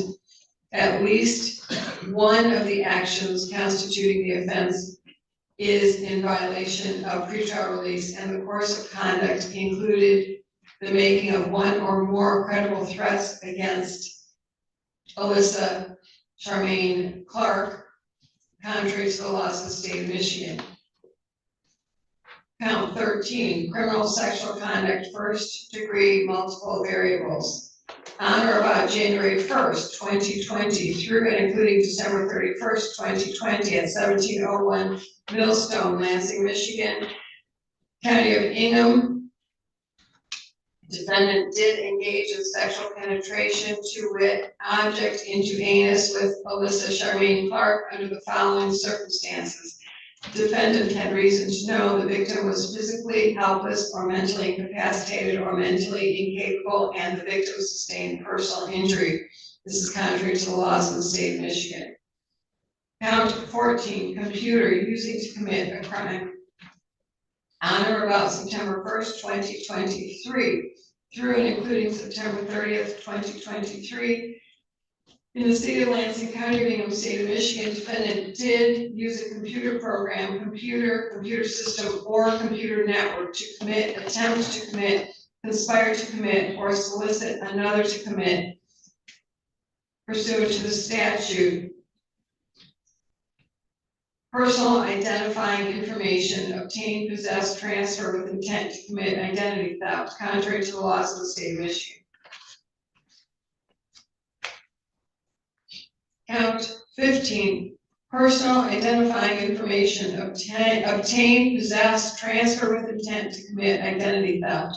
On or about September 1st, 2023, through and including September 30th, 2023, at Lansing, Michigan, County of Ingham, defendant did sell or transfer or attempt to sell or transfer personal identifying information of Alyssa Clark, knowing or having reason to know that the recipient would use, attempt to use, or transfer the information to another person for the purpose of committing identity theft, contrary to the laws of the state of Michigan.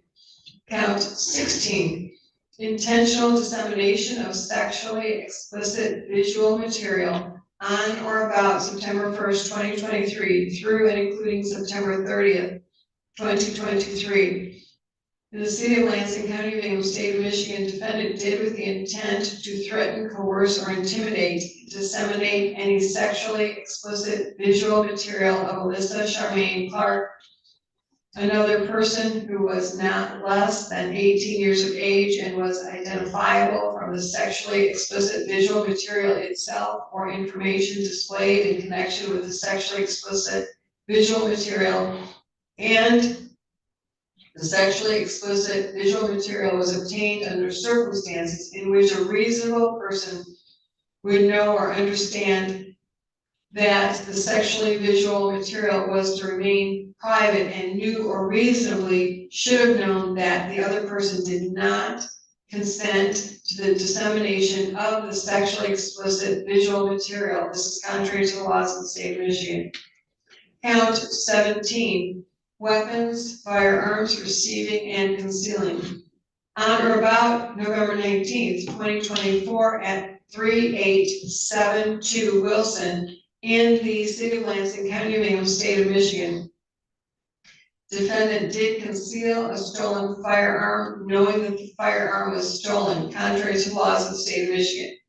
Count 18, weapons, felony firearm. On or about November 19th, 2024, at 3872 Wilson, in the city of Lansing, County of Ingham, state of Michigan, defendant did carry or have in his possession a firearm, to wit, a handgun, at the time he committed or attempted to commit firearms, receiving and concealing, contrary to the laws of the state of Michigan.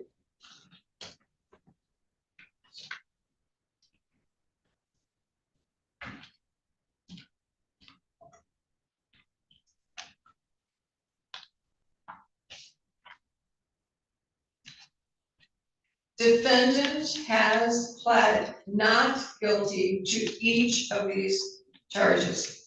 You should clearly understand that the information I just read is not evidence, and information is read in every criminal trial so that defendant and jury can hear the charges. You must not think it is evidence of his guilt or that he must be guilty because he has been charged. Nor should you think that he is guilty because there are a number of offenses that he's been charged with. A person accused of a crime is presumed to be innocent. This means that you must start with the presumption that defendant is innocent. This presumption continues throughout the trial and entitles defendant to a verdict of not guilty unless you're satisfied beyond a reasonable doubt that he is guilty. Each crime is made up of parts called elements. The prosecutor must prove each element of the crime beyond a reasonable doubt. Defendant is not required to prove his innocence or to do anything at all. If you find that the prosecutor has not proven every element beyond a reasonable doubt, then you must find defendant not guilty. A reasonable doubt is a fair, honest doubt growing out of the evidence or lack of evidence. It is not merely an imaginary or possible doubt, but a doubt based on reason and common sense.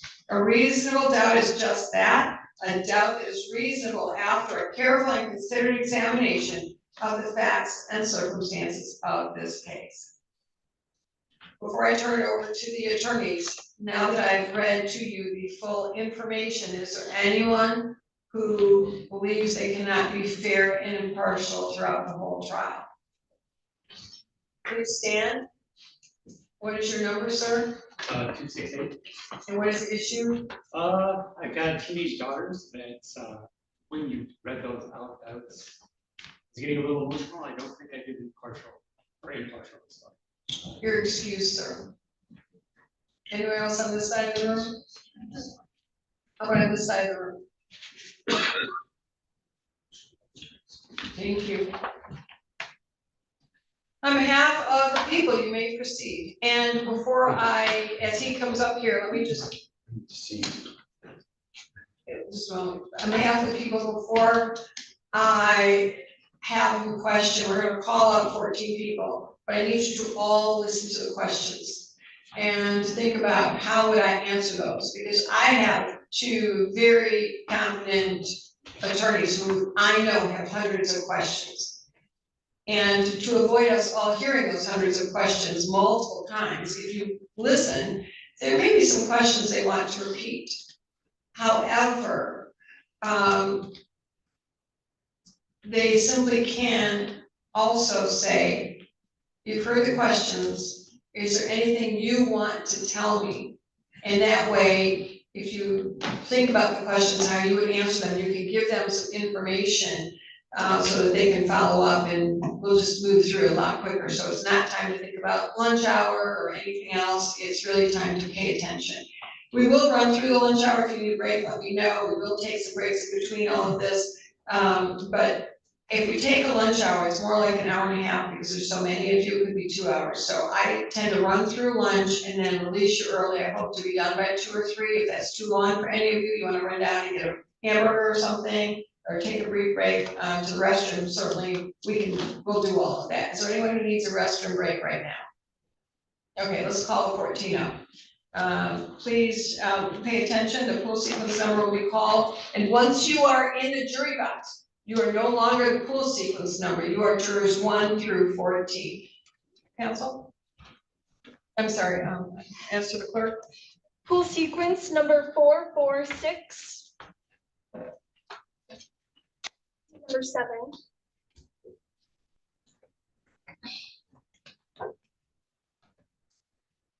Pool sequence number 292. Seat number 6.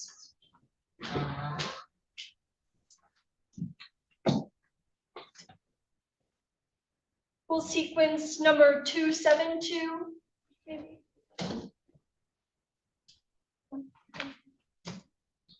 Pool sequence number 313. Seat number 5. No, that'd be number 4. 272 is 5, correct? 272 is one of them. 272 is that one that was missing. Oh, I got you. Okay. I still don't know where that. So missing. Okay. Pool sequence number 207. Seat number 4. Pool sequence number 193. Seat number 3. Pool sequence number 385. Seat number 2. Pool sequence number 427. Seat number 1.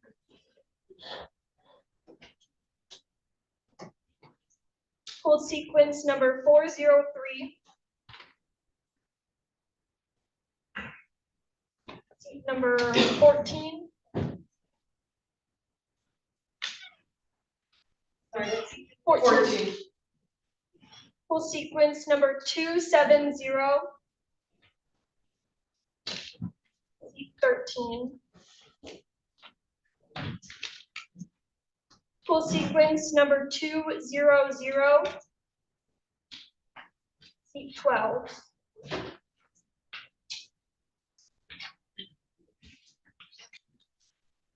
Pool sequence number 176. Seat 11. Pool sequence number 204. Seat number 10.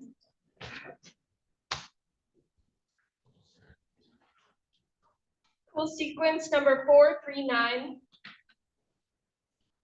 Seat number 9. Pool sequence number 312. Seat number 8.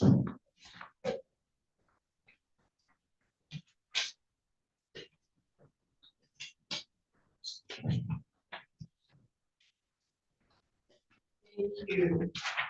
Before you're ready.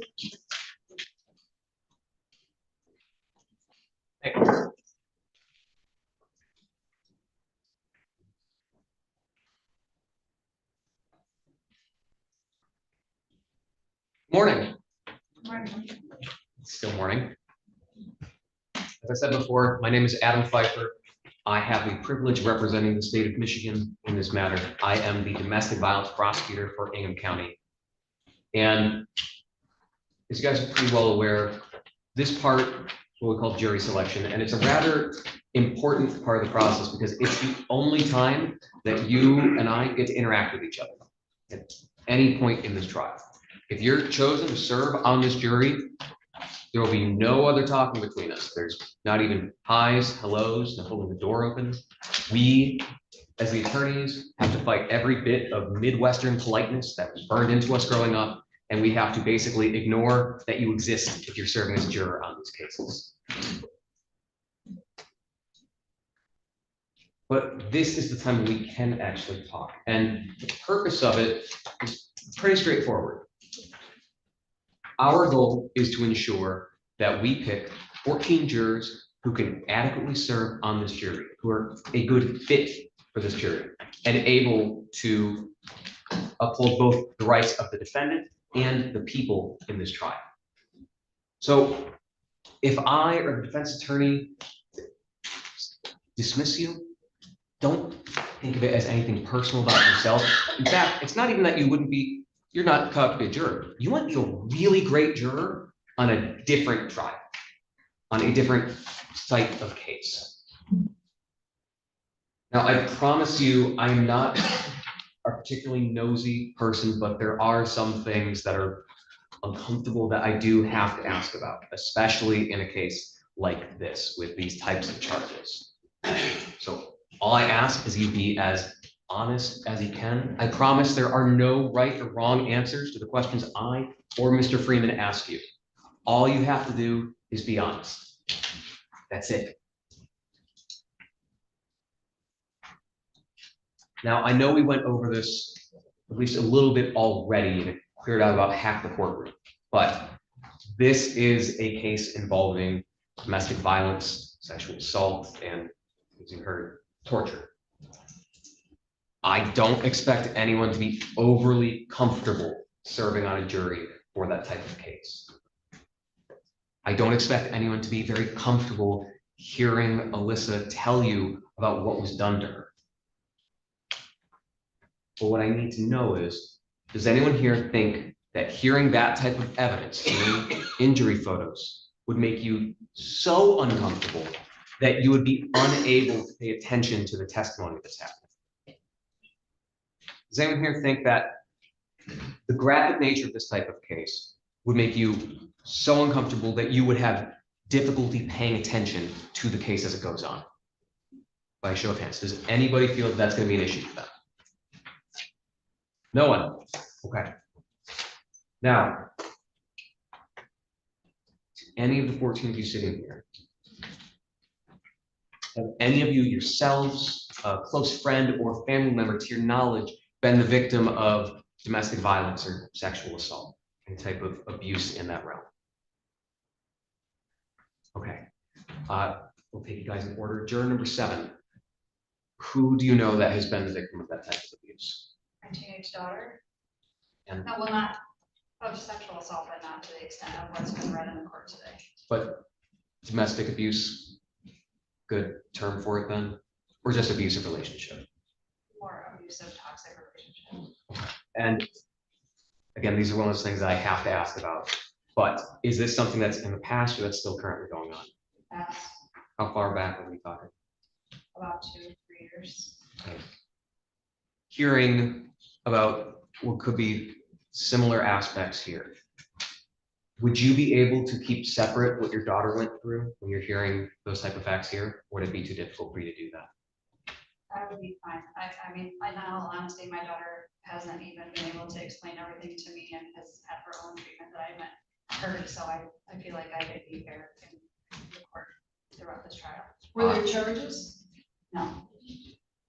I understand what you mean, and I appreciate you being forthright about that. Juror number 14, who do you know who's been through that type of abuse? A very close friend was repeatedly sexually abused as a child.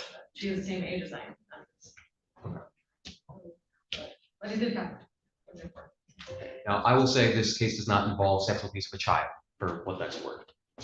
But hearing about a sexual assault, would it make you just too uncomfortable to be able to sit through this? Are you gonna be able to keep separate about what happened to your friend when she was younger versus what happened to Alyssa? Yes. And that's all we ask of you guys. We are not expecting anybody to serve on a jury as a blank slate. We can't. You guys are humans who have been shaped by your experiences, by the people you know in your life, what you've been through, what you've seen. We're not asking anyone to turn all of that on. What we ask, though, is that you keep the facts of them separate. You use your common sense and judgment that you've gained from those experiences, but you don't apply the facts of what you've gone through or what you know someone else has gone through to what Alyssa's gone through. Can we here agree to do that, or at least do their very best? Big loud yes? Yes. All right.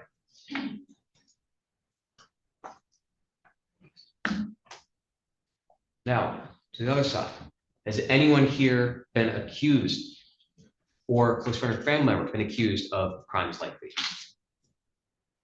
No, okay. Now, one thing that is rather important, and this is for any jury trial, is that legal terms don't always mean the same thing they do in English. Legalese and English, while they use the same words, very different languages. And so part of what happens in a trial is that when you're set back to deliberate, you're given a very thick packet of jury instructions that define certain terms for you, that the judge gives to you. A good example I always use is that when we hear the word assault, juror number 4, what comes to mind when you hear the word assault? I'm going to tell you right now. Force. I'm going to tell you right now, you're juror number 3. Sorry, the numbers are. This says 4 in front of me. Oh, no. You are number 3. But anyways. Okay, sorry. Contact being made, right? Yes. Force being applied to somebody. Yes. So that's what I always thought it was. That's what everyone thinks it was, because that's what it means in English. However, in legalese, that's not an assault. An assault is you try and hit somebody but fail, or you try and make them think you're about to get hit, holding back and making them flinch. Actually making contact with someone is a battery. It's weird, but that is what happens with a lot of legal terms, especially when it comes to crimes. So, can you all agree to use these terms as the judge instructs you to use them and not how we've grown up with them our entire lives using them? Yes. All right. Now, some people don't agree with what all the laws are on the books. I may not agree with some of the traffic laws that are in our fine city, but we are still required to abide by them. I say this because for cases involving domestic violence, there are some people who believe that it's not the court's job or the law's job to get involved with that. That's a private matter, a family matter. But you still have to follow the law as the judge gives it to you. Can you all agree to follow the law as the judge instructs you on and not what your own personal feelings on the law might be? Yes. By show of hands, who here has had prior involvement with law enforcement? Any involvement, but I'll go through the line here. Okay, juror number, oh, it's everybody. All right, juror number one. I have a brother who is in law enforcement. Where's he at? He's in the state of Indiana. He is the chief deputy marshal of the U.S. Marshal Service for the northern half of the state. Oh, just a small area. Well, some of the witnesses in this case are going to be law enforcement. Because of your family connections with law enforcement, does that mean that you're going to be more biased towards the police in this case? Yes, probably. Let me ask you it this way. When you hear a police officer testify, can you agree to put that aside and view their testimony as you would anybody else working any other job? If you can't, that is okay. Like I said, Yeah. Honesty, there are no wrong answers here. Yeah, I lean toward the police, I do. That is fair, and that's why I ask these questions. So, thank you for letting us know. Can you be fair and impartial to both sides and listen to the evidence? I can listen to the evidence. Okay, so if I ask you to make a decision right now, are you going to vote? How are you going to vote? How would I vote? Yes, I lean toward the police. which means you vote guilty? I know you're not guilty until proven in, I mean, So you innocent can- until proven guilty, yeah. Okay, so when you listen to a police officer's testimony, and look, we've all seen the news, there are some good cops and there are some bad cops, right? Yes. So can you listen to the officer and determine the credibility or lack of credibility of that officer? Or or regardless, do you tend to weigh more heavily on that? I mean, with each witness, you're all going to have to decide if they're credible or incredible or not credible, right? So you can't pre-decide. So can you do that or not? I don't know if I can. I really don't know if I can. So you. Just because, yeah. Yeah, you lean that heavily on law enforcement, show the people are already coming out ahead. In this case, you haven't even heard anything. Yes. All right, I think that's cause. I think it is counsel? too. No objection, Your Honor. Thank Like I you for said- honesty, sir, appreciate that. I'm sure law enforcement does too, but you are excused. We need everyone to be fair and impartial to both sides. You're Like I excused, sir. said, you might be a great juror in a civil case. Yes. Unless it's against the police department. Yeah. All right. All right, thank you. And council, we now have juror 272 is here. All right, and as to filling juror seat 1. Pool sequence number 272.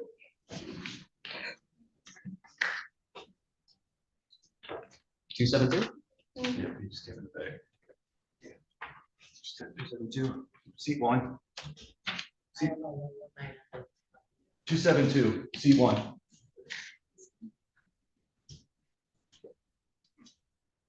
seat one.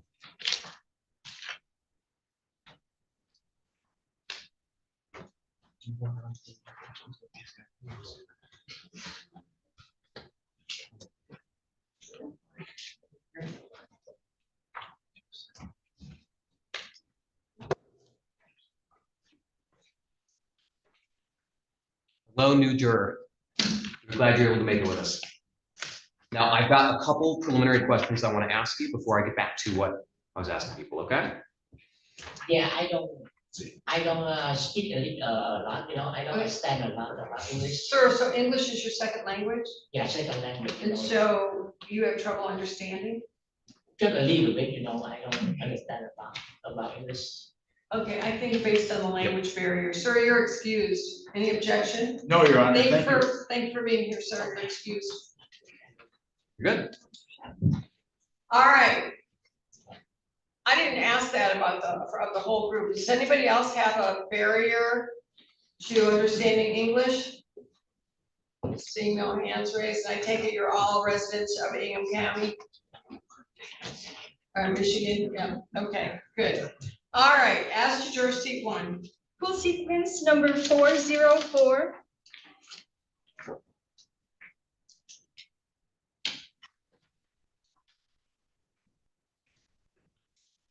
Thank you, sir. You are now juror one. Counsel, when you're ready, you may proceed. Thank you. Okay, I'm going to keep going down the line here and then I'll get back to you. Juror number two. What involvement with police have you had in the past? My uncle is also a U.S. Marshal. That was convenient. Is he also in Indiana? No, he's in Ohio. And his daughter, I know, right? His daughter is a police officer and his other daughter, I guess he's got 3 daughters. One of them went into the army and was a sergeant. I know it's not police. And then the other one is in corrections. Okay, are any of them Michigan? Are they all Ohio? They're all Ohio. Okay. Now, would you be able to still give the same amount of weight to a police witness as you would a lay witness, someone who isn't a Absolutely. police officer? And I'll just preface this by saying, what we're looking for is not to, again, not to be a blank slate, but just to view their testimony as you would if they had picked any other profession. The same if they were a bank teller, so they were a cop, you're judging their credibility. So all we ask is that even if you are biased to or against the police, you're able to kind of set that aside and just view them as a person with a job. That's what it boils down to. Now, juror number 3. What has been your prior involvement with law enforcement? We had to call law enforcement to our home because of an attempted breaking in our truck. It was a very positive experience. How far back was that? 3 or 4 summers ago. Okay. Now, this is a case that does involve a count of home invasion. So given what you guys went through that day, are you going to be able to keep separate what happened to you versus what happened to Alyssa? Yes. Juror number 4? Traffic stop. My lights were off. She had me turn them on, checked my license and sent me on my way. Okay. That make you biased at all to or against the police? No, it was a pretty neutral experience. Juror number 5? Yeah, handful of traffic stops and one department had some consequences. Did that make you biased in regards to a police officer being a witness? No, it did not. Juror number 6? Yeah, just a couple of times being pulled over in my life, and then I do have a couple of family friends that are in law enforcement. So the fact that you've had family friends in law enforcement, does that make you more inclined to believe a police officer as opposed to any other person? Yeah. Juror number 7? My ex-husband is former LPD in St. Police Department. Okay, and how are we talking? Are we talking the last couple of years or? Okay, now, the fact that you have ex-husband who's an LPD and there will be an LPD detective testifying at some point, is that going to make you any more biased for or against the police? No. I am struggling to remember who raised their hands on this. from a bit ago. I'm gonna go down like juror number 8. Have you had any prior involvement with police? No, not really. My grandson's a police officer, but Where at? in Ingham County Sheriff's Office. God, now we also have someone from Anne County Sheriff's Office who's gonna be testifying. I believe that is Trooper Darden. I take that back. He's state police. But the fact that your grandson's in law enforcement, is that gonna make you biased for or against the officers when they testify? Okay. Juror number 9, have you had any prior involvement with law enforcement? No. All right. Juror number 10? Juror number 11? No. Wow, I really remembered wrong. Juror number 12? Several speeding tickets. My dad was state police. My mom worked for state police. She worked for, I don't know what she worked for. She did like building and tearing down computers for state police. My aunt's the judge, my uncle's the judge. What? My aunt is the judge, my uncle is a judge now, I think, Where are the judges at? up in Arizona. Okay. Sorry, that threw me there for a second. So you have family who are in law enforcement. We know have Trooper Darton from Michigan State Police. Does the fact that you have family relationships with law enforcement make you biased for or against them when you hear them testify? Juror number 13. Mine is a professional connection. I have spent about half of my career working inside the Ingham County Jail, providing behavioral services and supervision here. So given the fact that you've worked with the corrections department for a big chunk of time, even in a support role as opposed to hands-on with inmates, does that make you, do you feel biased for or against law enforcement if you were to hear them testify? No. And then finally, juror number 14. 2 traffic stops, 1 ticket in the 80s. And one time someone threw a rock through my window, and so we recorded it, but it was a very neutral, like that was not a rock. So, I mean, we did file a report, but that's all that happened. All right, so safe to say you're not biased for or against police then, because of that? All right. Is that a yes? That's a no. Yes, I do not feel biased about testimony. Okay. I said finally, but juror number 1. Have you had any prior involvement with law enforcement? No.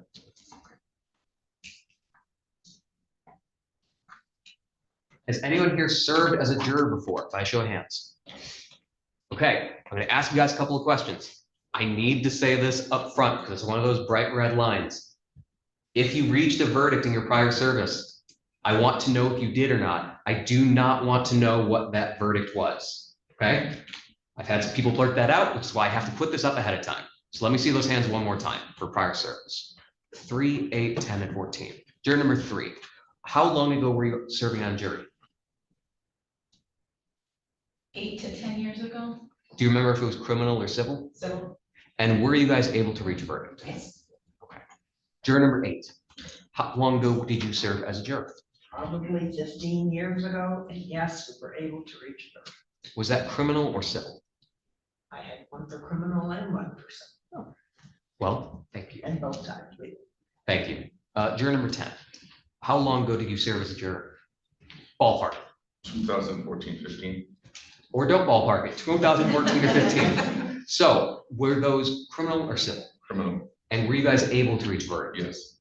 And then finally, juror number 14. How long ago did you serve as a juror? About 30 years ago. Okay, see, that's ballparking.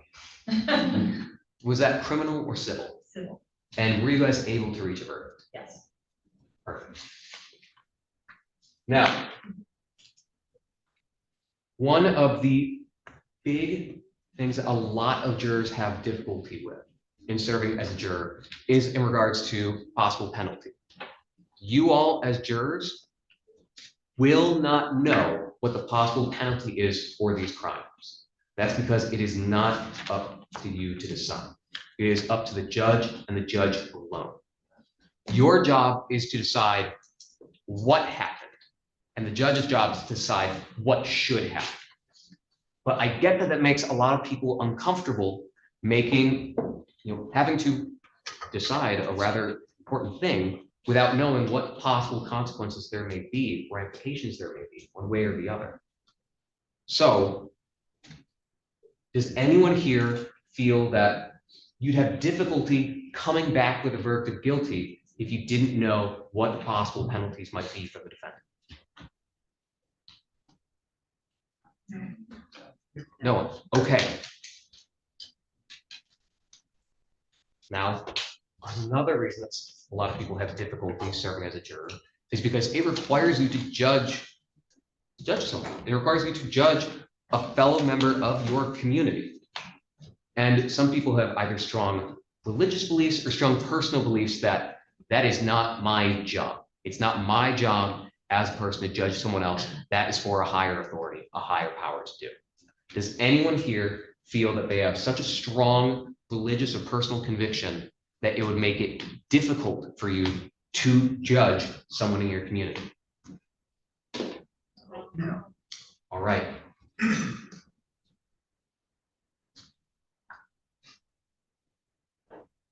What I also hear a lot is being unable to decide because you're afraid of making the wrong call, making the wrong decision. I want to be clear. You will not be 100% certain about what happened that day. No jury ever will. The only way you can be 100% certain about what happened is if you were there. And if you were there, you wouldn't be in a jury box. You'd be on my witness list, being read off to a different jury. The standard in criminal cases is beyond a reasonable doubt. Not beyond all doubt, just doubt that is reasonable. When you're back deliberating and you're thinking, well, maybe it could have been this. Maybe it could have been a different situation. Maybe it could have been an evil twin, or maybe it could have been, just some complete misunderstanding. You have to ask yourself, is that reasonable? Is the doubt, that intrusive thought I've got in the back of my head on this, reasonable to have or not? Because we're not saying you can't have unreasonable doubts. People have those about everything every day. Just beyond any doubt that's reasonable. Can you all agree to hold me to that standard, approving this case beyond any reasonable doubt, not beyond any doubt whatsoever? Yes. To that point, my job is to prove the elements of these crimes beyond any reasonable doubt.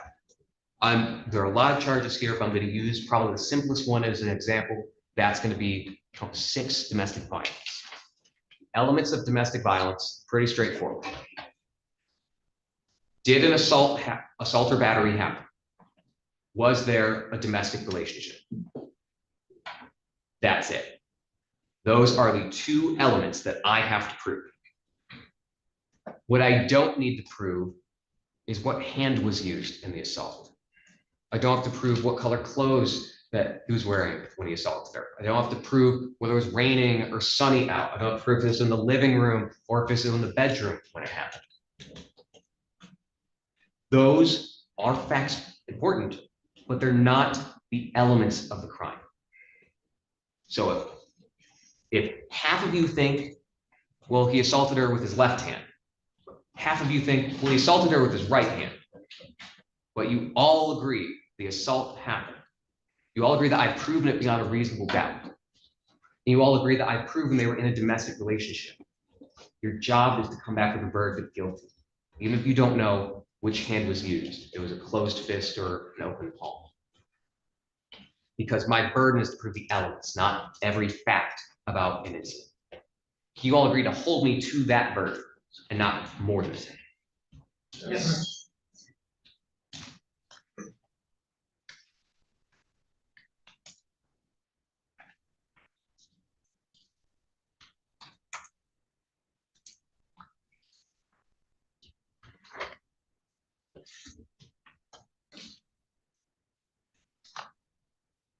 Now, the law doesn't require me to use any specific types of evidence to meet that burden. It doesn't require me to show you video of the assault or photos of injuries or have eyewitnesses around.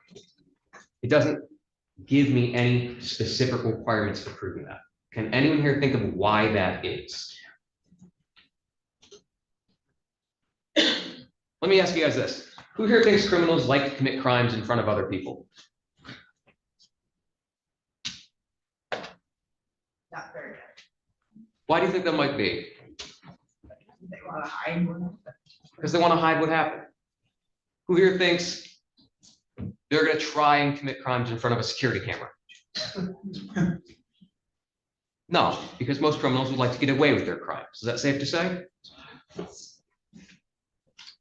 So can you guys understand that that's why I'm not required to have a certain type of evidence to prove guilt beyond a reasonable doubt?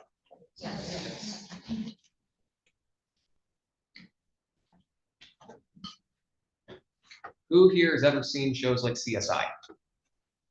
By show of hand, NCIS, things like that. Okay, almost everybody raised their hands. You guys think that's how these cases actually work in the real world? Do you guys think that there's always DNA in every crime scene that's ever existed? There's always fingerprints everywhere. Is anyone expecting this trial to be like a TV show?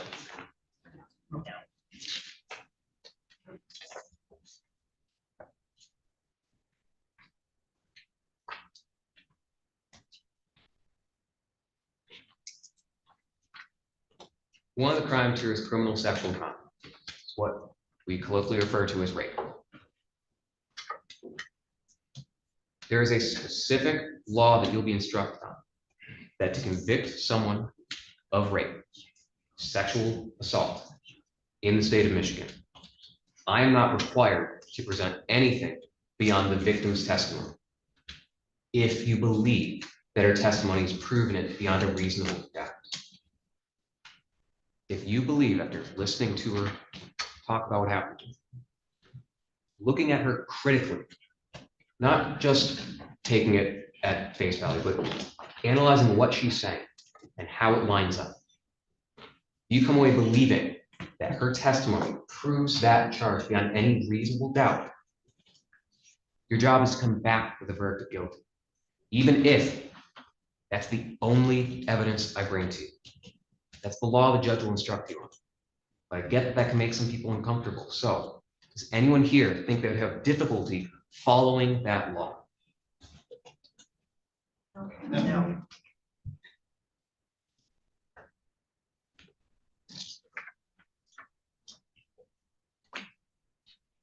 One of the other things that I don't really talk about on TV is that there are a lot of rules when it comes to a trial, specifically regarding evidence.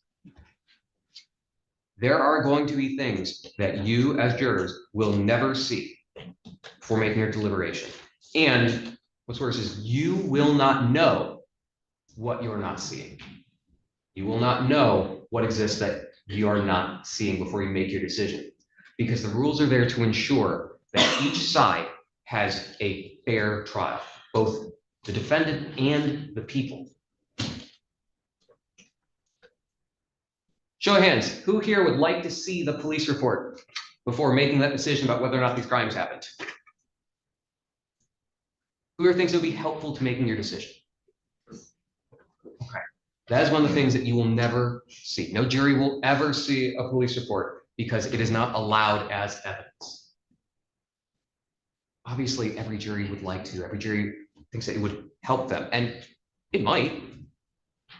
But the rules of evidence are there to make sure there is a fair trial for both sides. Can you all agree to make your decision based on the evidence that you have at the end of the day, and not the evidence that you wish you had? Yes.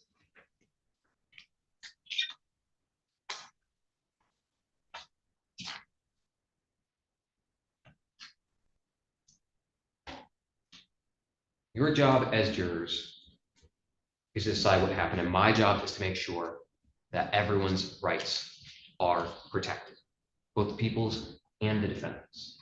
Because I represent the people of the state of Michigan. And despite being charged with crimes, he is one of those people.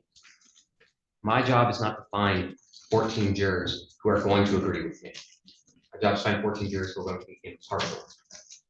We're going to be able to look at this in an unbiased way. Because the defendant has a lot of rights in a trial. I mean, the biggest one is the right to have one. If I wanted to truly run my life into the ground in a spectacular fashion, I could walk over to Mr. Freeman and I could punch him in the face in this courtroom. I would be tackled immediately to the ground, not only by Kayla there, who would absolutely take me down to the ground, my own detective guards, and I'm assuming half the courtroom. Definitely Brian. I'd be immediately handcuffed, arrested, and charged with assault and battery. And I would have the right to plead not guilty and to have a trial and be in that chair while another jury is being picked for my case. Because the right to have a trial is absolute. It's not about how much evidence there is. It's not about what the charges are. It is everyone's right. I could assault someone in front of law enforcement, a judge, cameras, a room full of jurors, and I'd still have my right to be right here with another jury being picked for a trial. As you've already heard, the fact that he is charged with crimes and 18 crimes does not mean he is guilty of that. It does not go to the weight. It is not evidence. By the same token, the fact that we are having a trial at all does not mean anything one way or another in regards to guilt. Because it's everyone's right in this country to have it. Does everybody understand that? Yes. One of the other rights that every defendant has is the right to not testify. It is not the defendant's job to put on the case. It's my job to prove the charges beyond any reasonable doubt.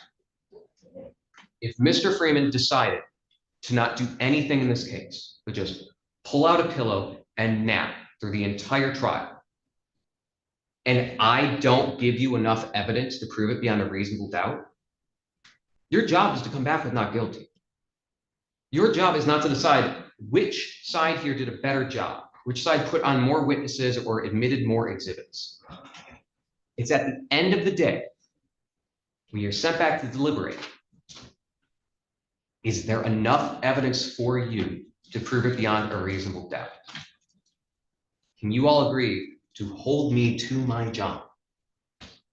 Yes.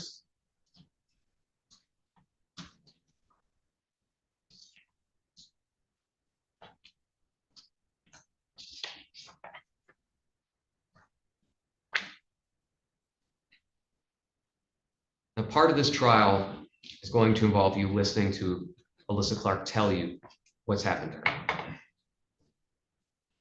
She's going to sit in that chair and look at you all and tell you about several of the worst days of her life. I don't expect it to be easy for her. Does anyone here have any expectations of what a victim of domestic violence or sexual violence looks like? Does anyone here have any expectations of what a domestic abuser looks like? Juror number 6, why not? Anybody could like commit like a crime, I guess, so. Right. Yeah, so no expectations of what something should essentially look like. Exactly. Domestic violence can be committed by anyone on anyone.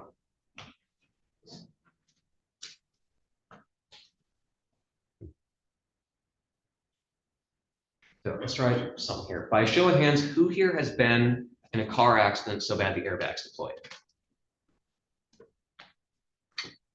Okay, 2, 3, 9. Juror number 9, I'm gonna pick on you here for a second. This is Michigan, so was it a deer or a driver? A deer.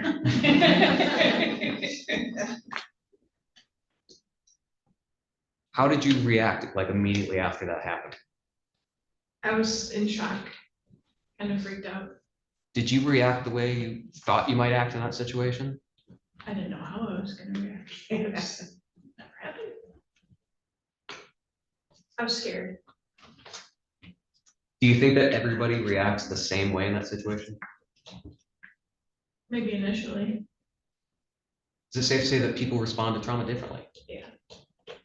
Does everyone here have any expectations about how a victim of this type of trauma should react to it?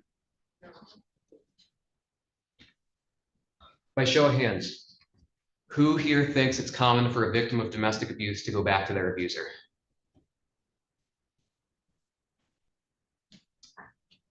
If you were to hear Alyssa tell you that she went back to him after he put his hands on her, would anyone here be less likely to believe her about the fact he put his hands on her? If you were to hear that she waited to report what happened to her, would that make it any less likely for you that it happened to her? No.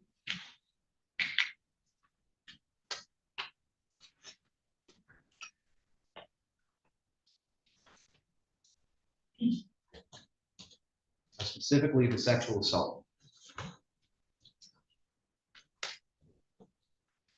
If she were to tell you that at times they had consensual sex, that make you not believe her when she says that this time they didn't. Does anyone here have any difficulties with the concept that you can be raped by someone you're in a relationship with? Even if you've agreed to have sex with them before.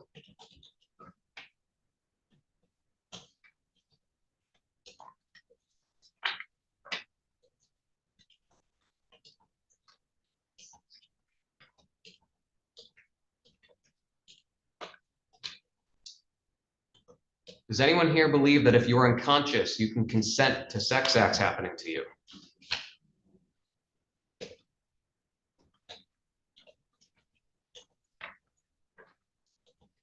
Does anyone here believe that there needs to be evidence of resistance and kicking and shoving in order for a person to have been raped?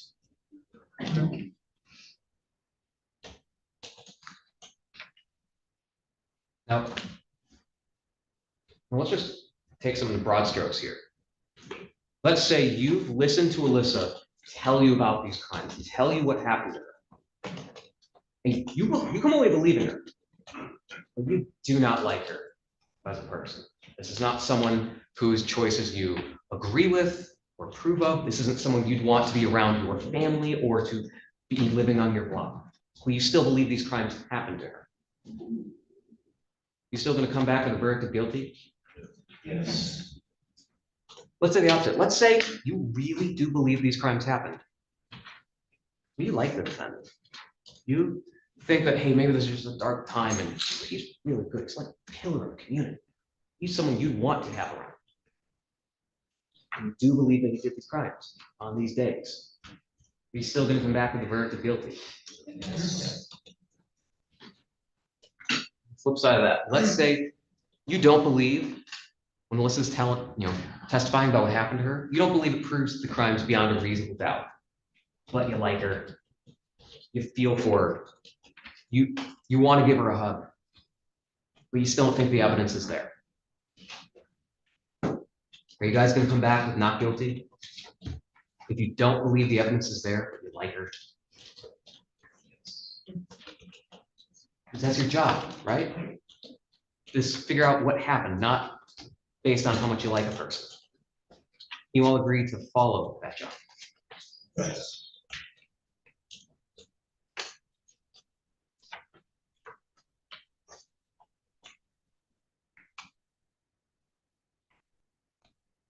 I think I jumped away from this. Apologize, it's been a long morning already. The defendant doesn't have any burden in a trial. It's the people's burden. The defendant only has rights.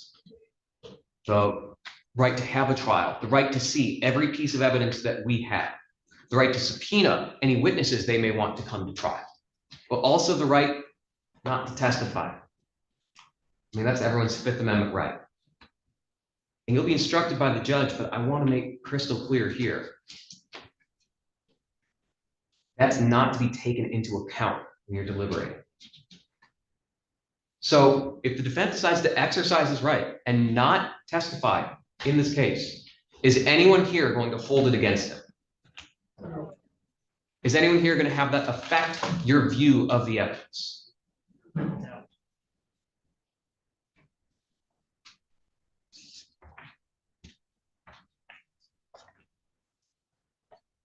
Can you all agree to make your decision based on the evidence you have and the law that you are given by the court?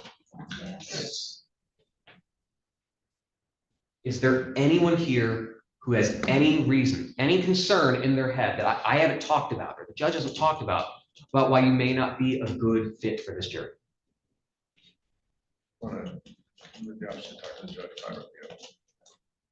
Yeah, that's juror number 10. I don't have any questions, but maybe that would be a good moment for a break then. Right, let's take a break. All rise. Everyone, please head out the hall. And then I will come teach you all when we're ready to go again.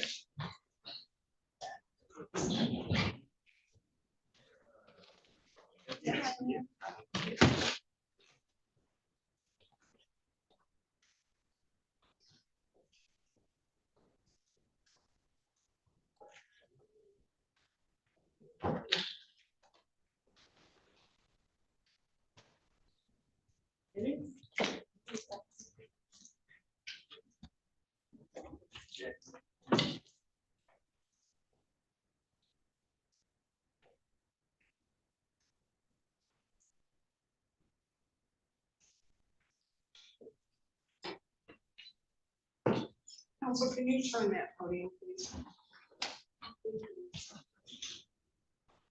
Sir.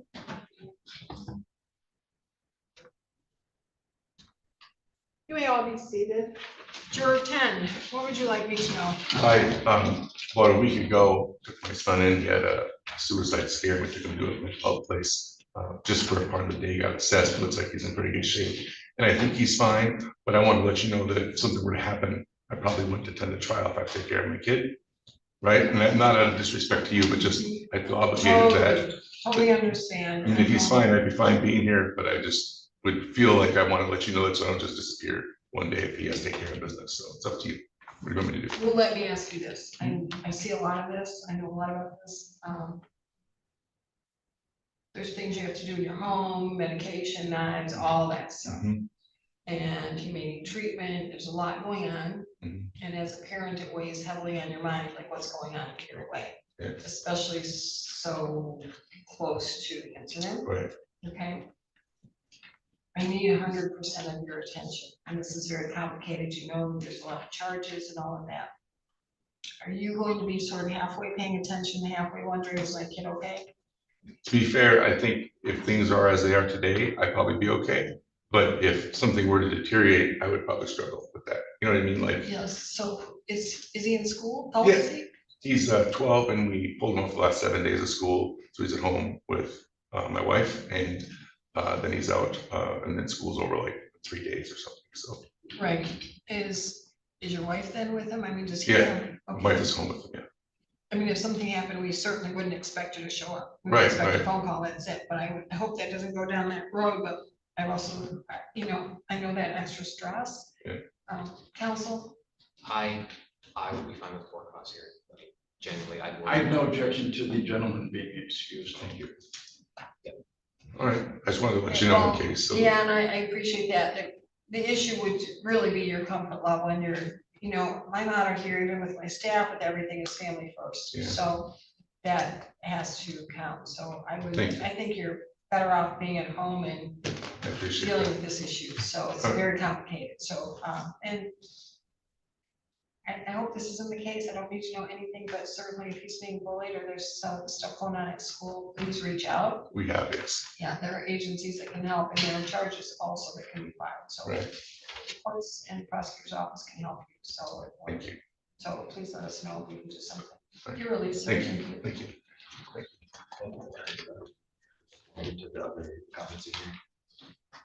Sure, we have a conference meeting ready.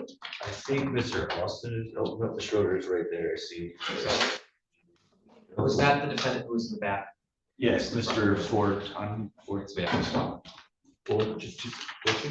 Fortino. Fortino, there it is. Can you guys bring out Mr. Fortino?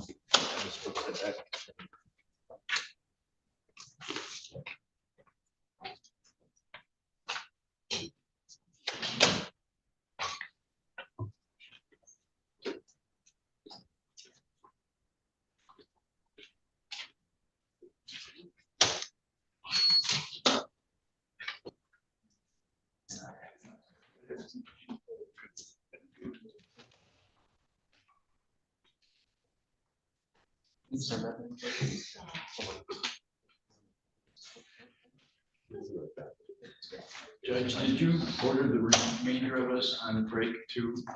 Certainly, if you're not needed here, please take a break. Thank you.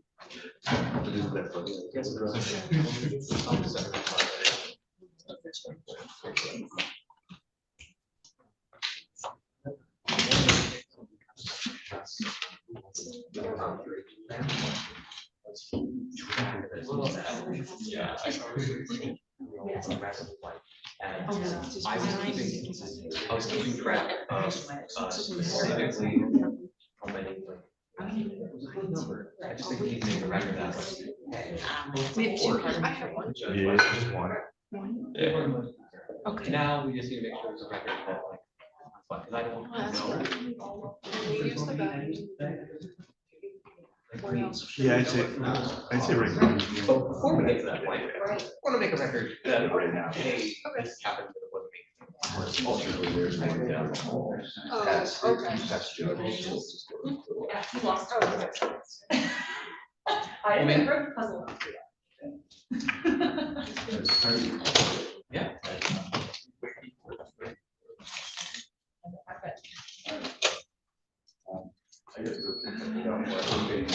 All right.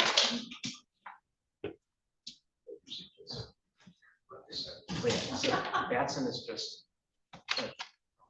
Striking. Mr. Freeman?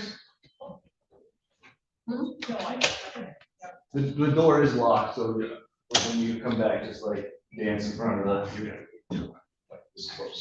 The door is locked, so just make sure you dance in front of it all the time so I see you. Oh, I see. Yeah, absolutely, absolutely. Well, or you can buzz the middle door. Yeah. Or or go into the middle door. Okay, easier. Okay, perfect. That'll work. After this. Probably doing now while we're waiting, I don't know. Nope, man. Ready for it. Yeah. Yeah.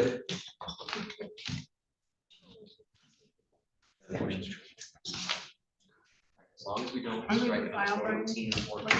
I'm sure you have it up there already. Yeah, I know. This is Andrew, this is Sarah, right? Check this one. Bet you that's it. Was this Fortino? Yes. Okay.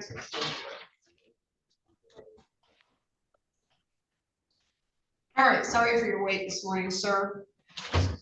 This is docket 2696FH, people of the state of Michigan versus Lawrence Call, Fortino Council. Your appearance for the record.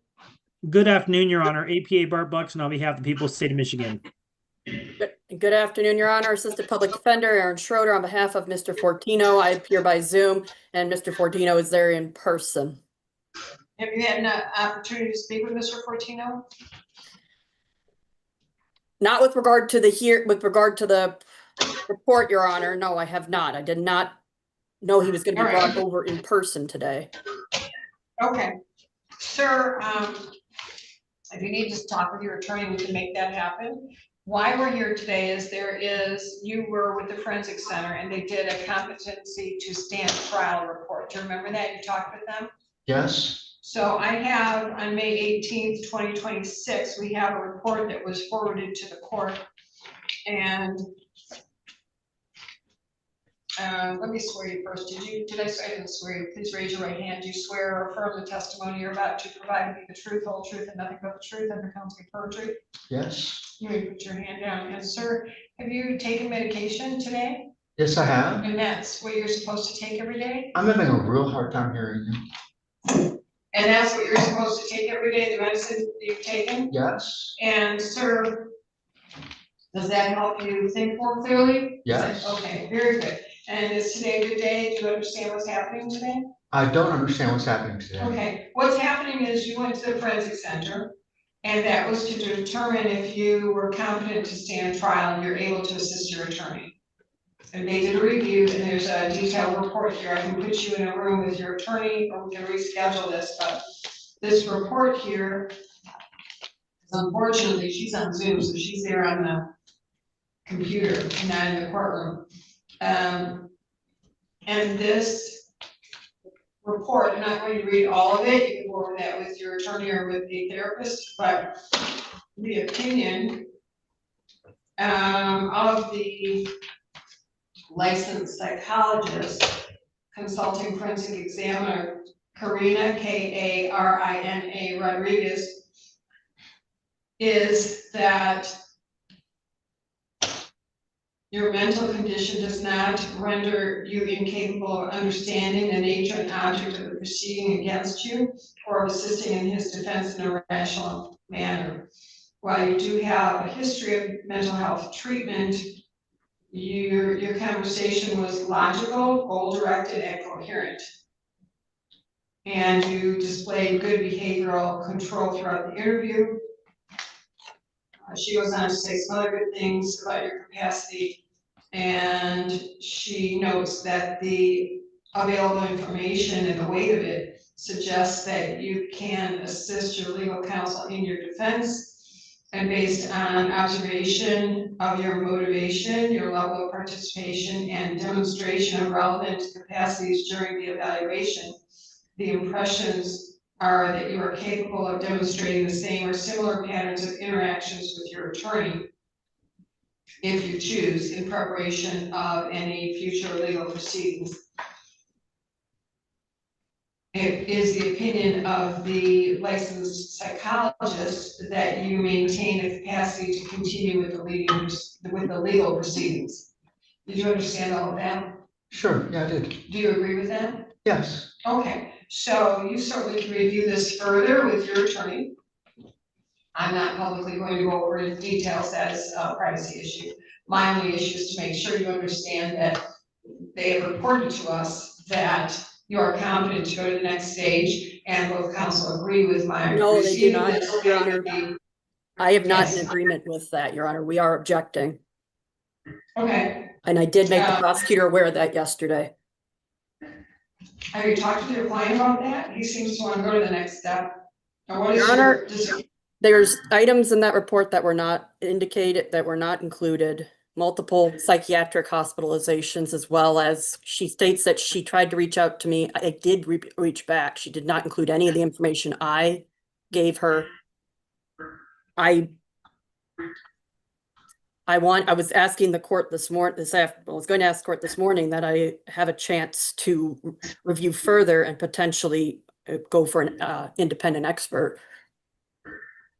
I have worked with Mr. Fortino before. He had an extensive long stay at Bridges Crisis Services about less than a year ago for inpatient psychiatric.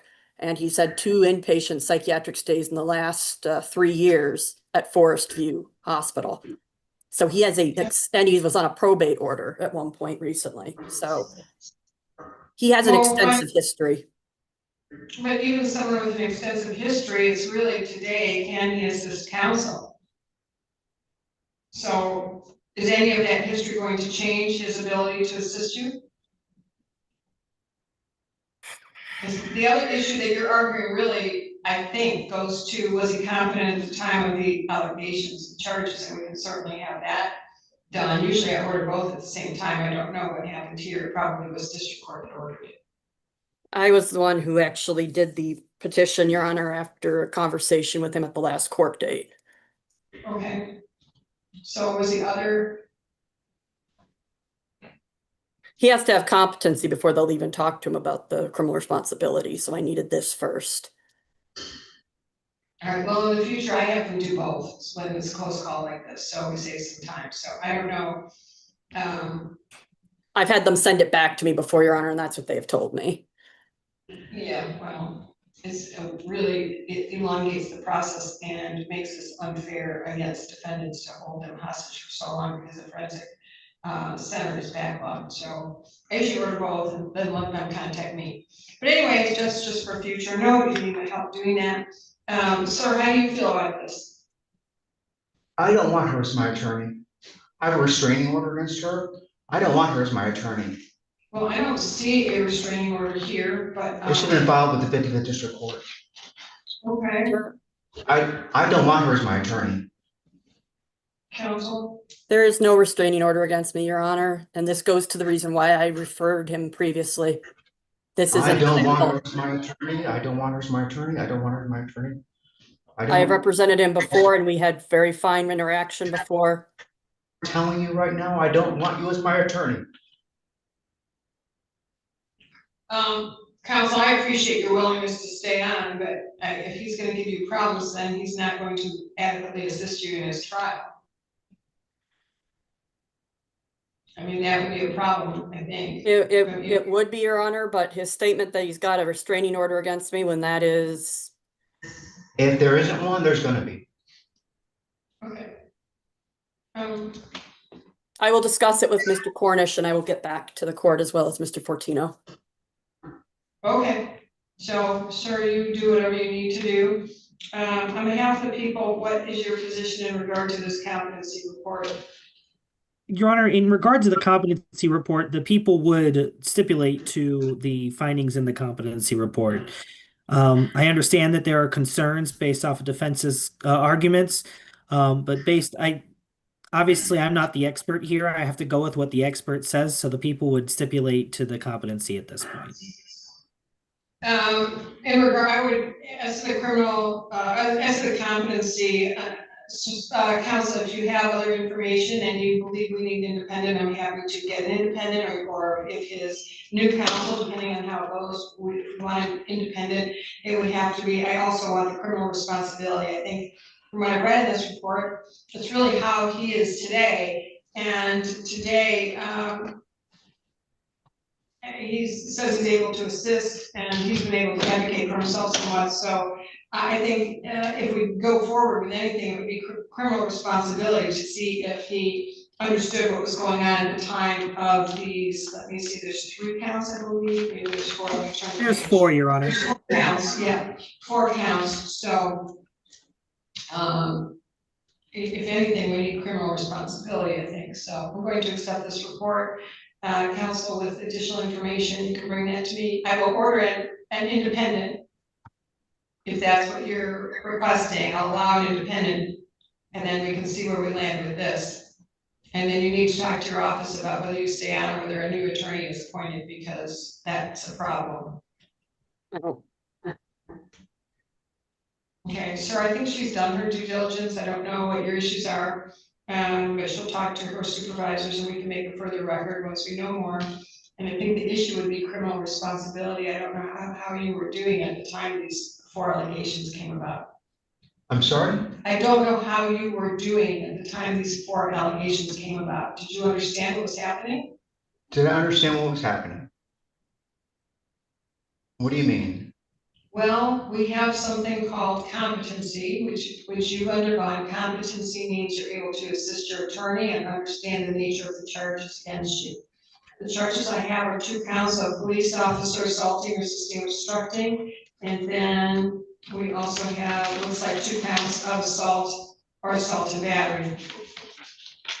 So the issue would be if you were in your right state of mind. Yes, I was. Okay. So there could be an evaluation for criminal responsibility to see if you understood what was going on at that time. Yes, I was. Okay, so we're gonna move this to the next stage until I hear further evidence. Your Honor, Yes. I will absolutely get on that. Respectfully, I apologize for interrupting. We will be getting at that. I need to review what information I can disclose because I do have significant additional information that I believe, but I need to make sure first that it is something I can disclose as a maybe attorney-client. Thank you. Okay, so Mr. Buxton, do we have a pretrial that can be We do, set Your up? Honor. What is that? We have a final pretrial that is set on, I have it as July 29th. That may change. I know the court has some issues around that time, but it will be set around that time, and then a trial itself is set on August 28th. Well, the pretrial, would that be a final pretrial? That would be a final pretrial, Your Honor. Okay, so we. And I have no issues with adjourning it if we need for criminal responsibility or independent evaluation. Okay, well, let's talk about that if and when that happens. That's the final pretrial date of July 29th. When's the trial set for? On August 28th, Your Honor. August 28th. We need a pretrial, because if he's been just deemed competent, then we need a pretrial. So when's that going to occur? We can do a pre-trial, Your Honor, in the next week or two. I have no issue with that. Well, I don't know if Ms. Schroeder or her new attorney will be ready. How about we set this, how about we set a pre-trial for Wednesday, June 24th at 1 o'clock? That'll give me a chance to, that'll give them a chance to determine who the new attorney is and what steps need to be taken, if any. Great. So because I want to keep this case moving and get to some answers, and I think your defendant wants some answers too. Okay? What date was that again? June So 24th. the pretrial is June 24th at 1. The final pretrial is July 29th. Is that at 1? All right, what? Yes, that is correct based off of my notes, Your Honor. I don't know if that's going to change, but that is my notes. And then the trial is August 28th. Correct. At 9. Okay. Thank you. All right. Thank you. Anything else? Not from the people, Your Honor. Thank you. Not the defense. So just stay in your meds and we'll get all this taken care of, okay? Thank you very much. Thank you. I'm gonna go count.